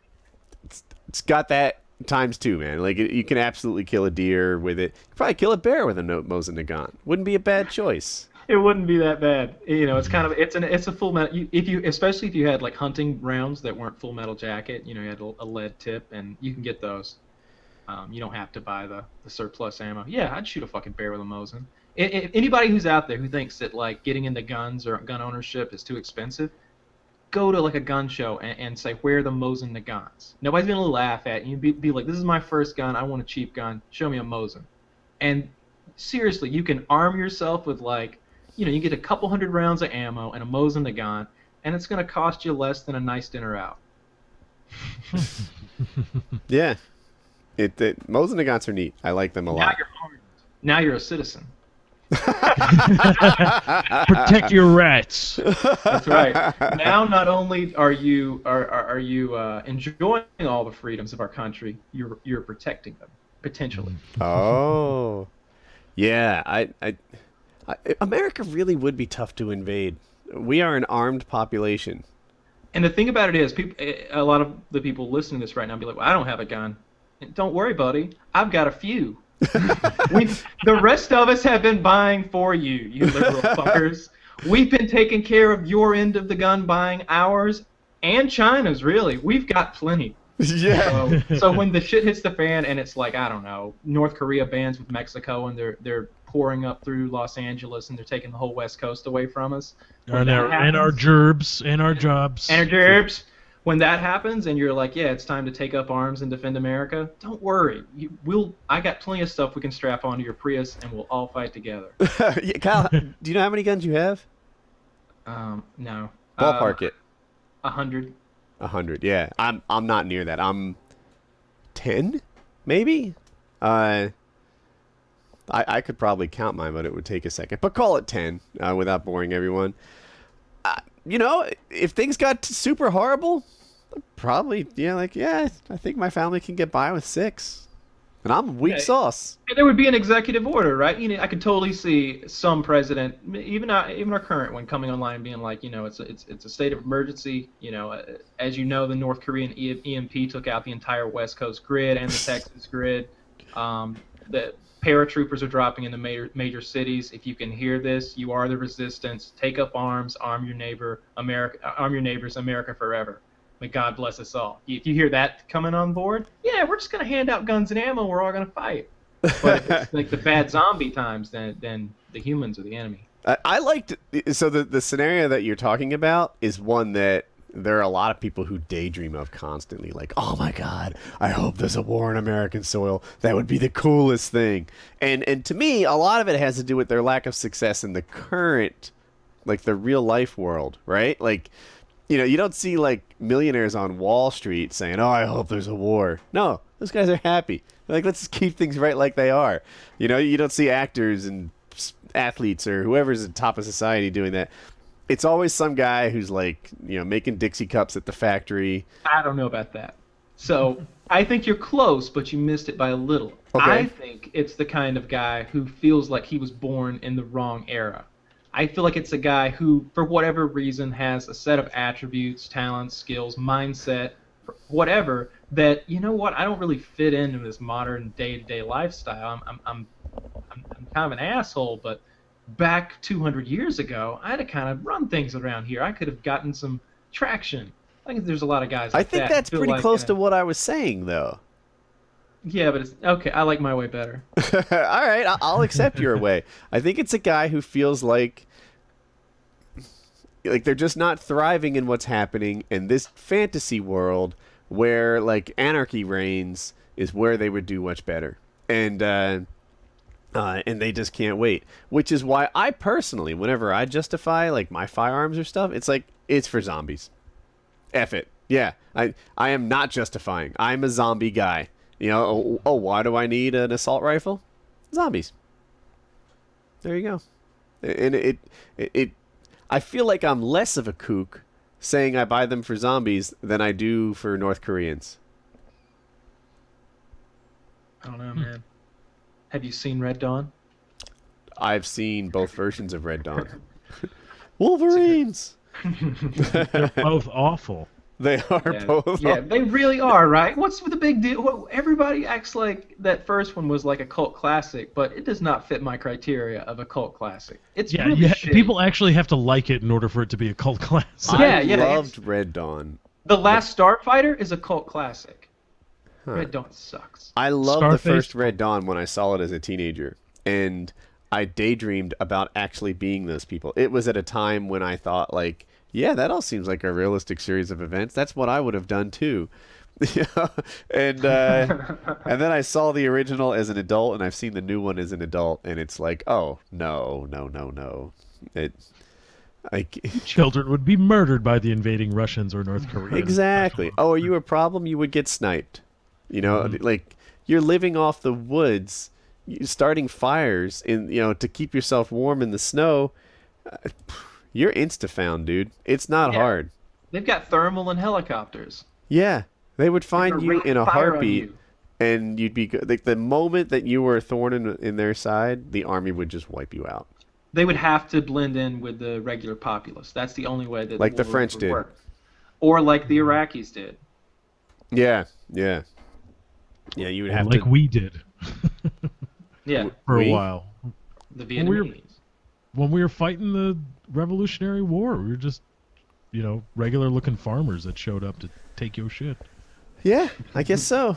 Oh, like I mean, I don't know exactly. I'm not enough of a history buff. Like in terms of like occupation, like how much occupying of developed cities there were and underground resistances during the Revolution. So I guess it's not really. They didn't really. You guys had much better.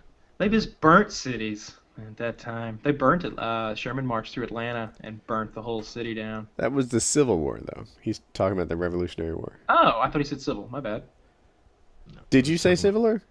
I thought I said revolutionary. I was thinking Revolutionary War. Okay, my bad. Civil.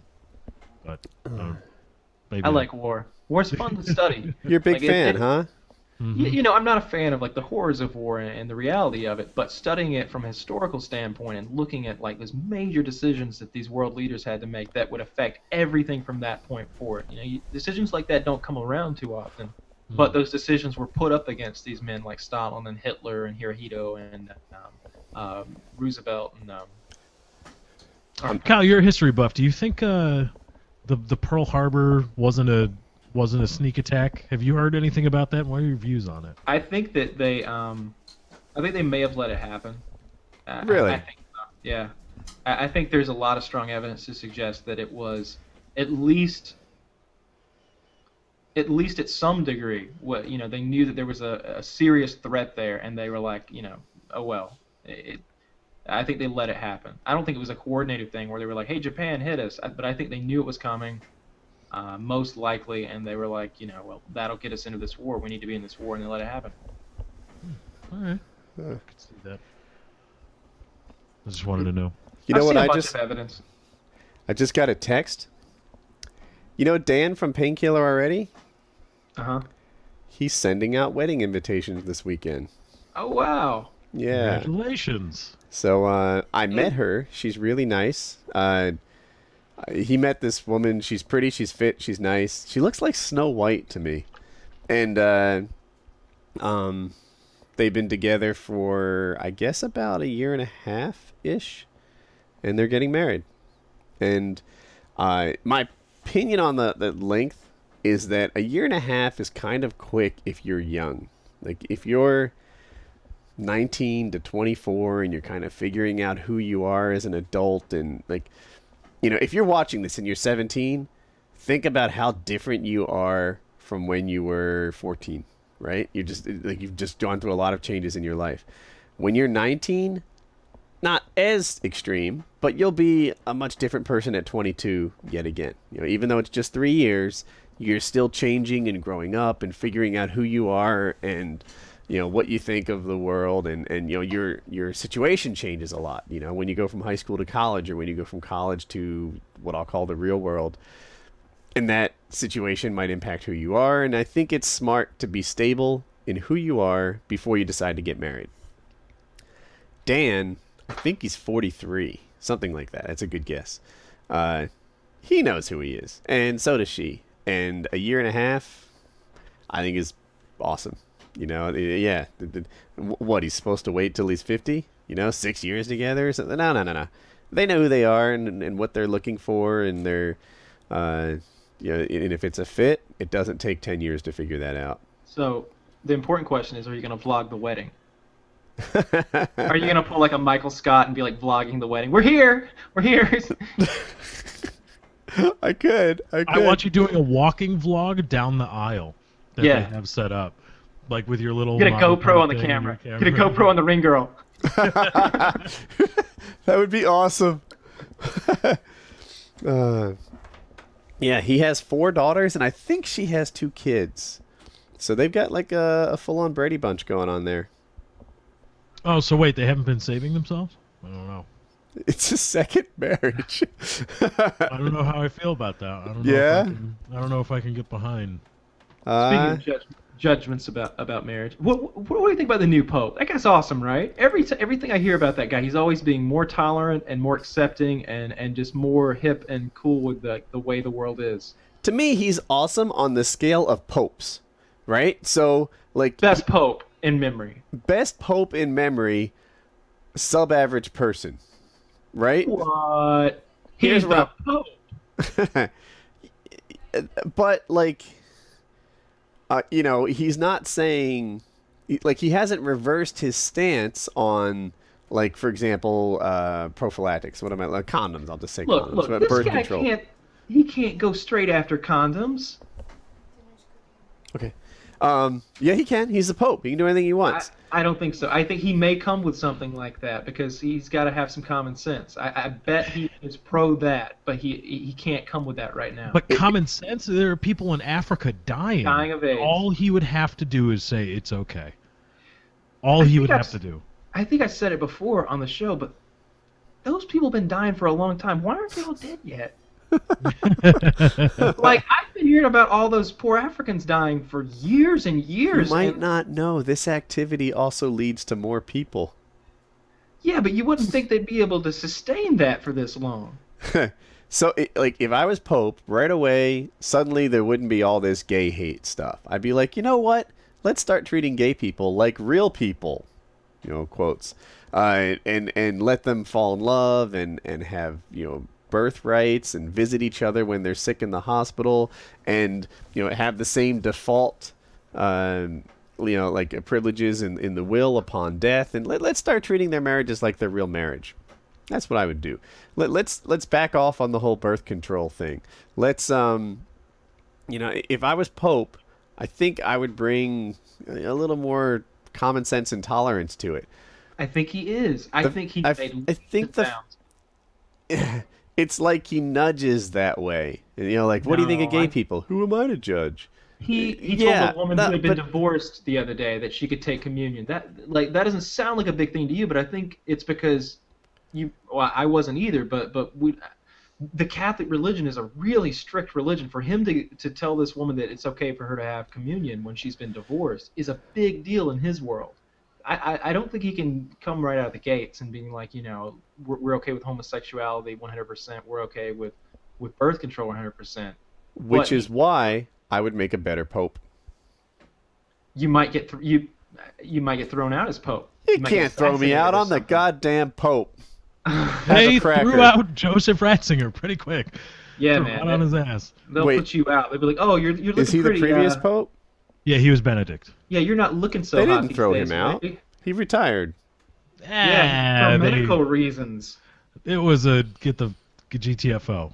Yeah, he was a placeholder Pope. You're old and curmudgeon-y, and there's this guy. He's really awesome. And I'll tell you what. Good, solid prospect. The Vatican better be getting hip because they've been fucking little boys for far too long.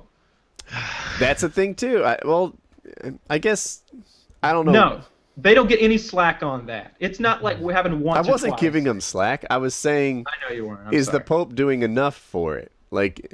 No, he's not doing enough there. That he's apologized, and I think he is like. He's apologized, and he offers no quarter.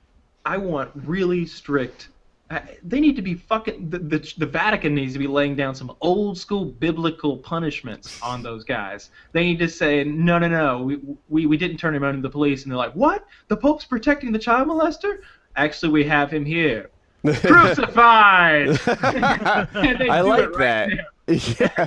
Like they crucify the right. the Cardinal of Italy or something. That I like the way you're headed on that.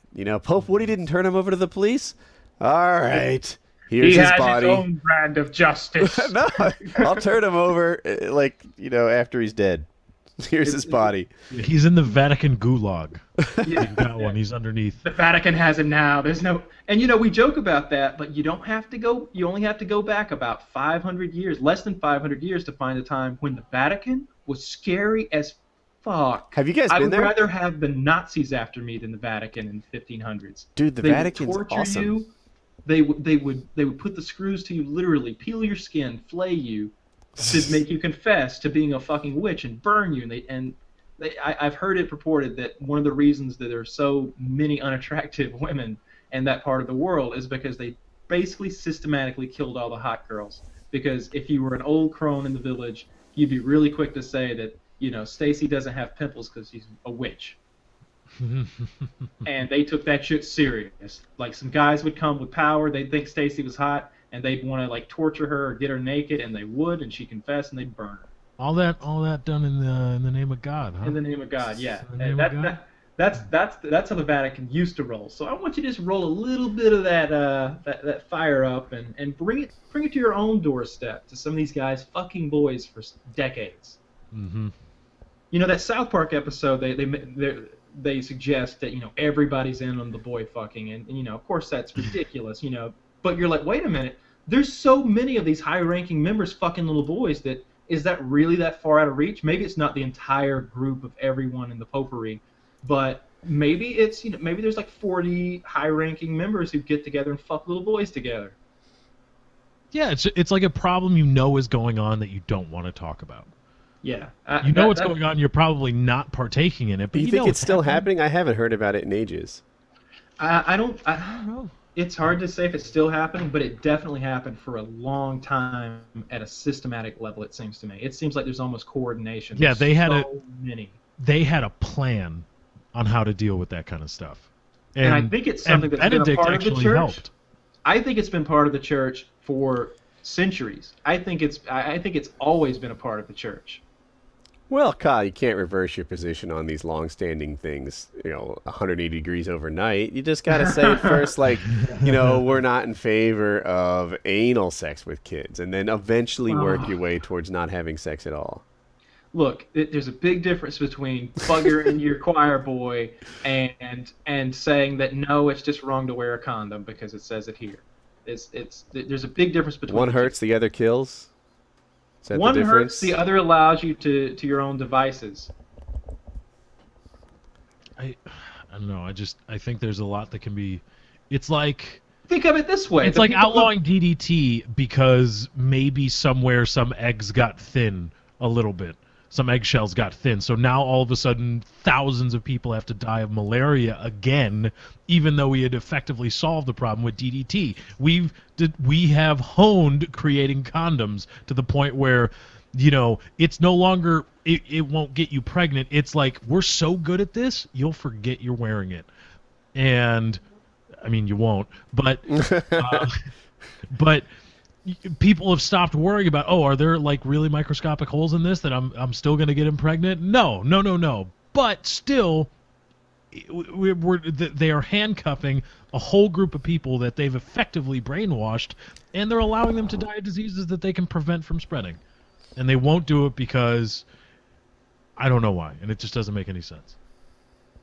There's a lot of that goes on in the world, but I just have a hard time feeling sorry for the people who are so religious they won't put a condom on in an AIDS-infested whorehouse. That, to me, seems like the kind of person I don't want hanging around too long. That's, that's a... It's a God-fearing person. I bet that guy also believes the Earth is 6,000 years old. So enjoy your AIDS, sir. Oh God! Don't let the doctor treat you, because it's God's plan.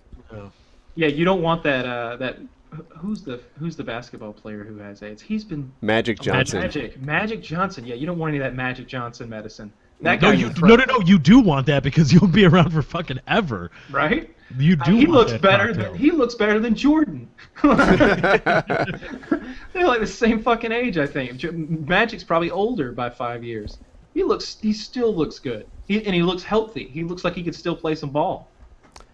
I'm gonna Google their ages. I think he might be older. I bet he's 50. No, they were 50. For a while there. Early in Jordan's career, it was Magic Jordan. That was the big deal. I just have in my head that their ages are further apart, but I'm not betting the house on it. You remember how he left the league, right? It was kind of in disgrace over the thing. There were a lot of players who wouldn't play with him, and Jordan kind of sided with them. He was like, I understand. Oh no. Actually, not. Jordan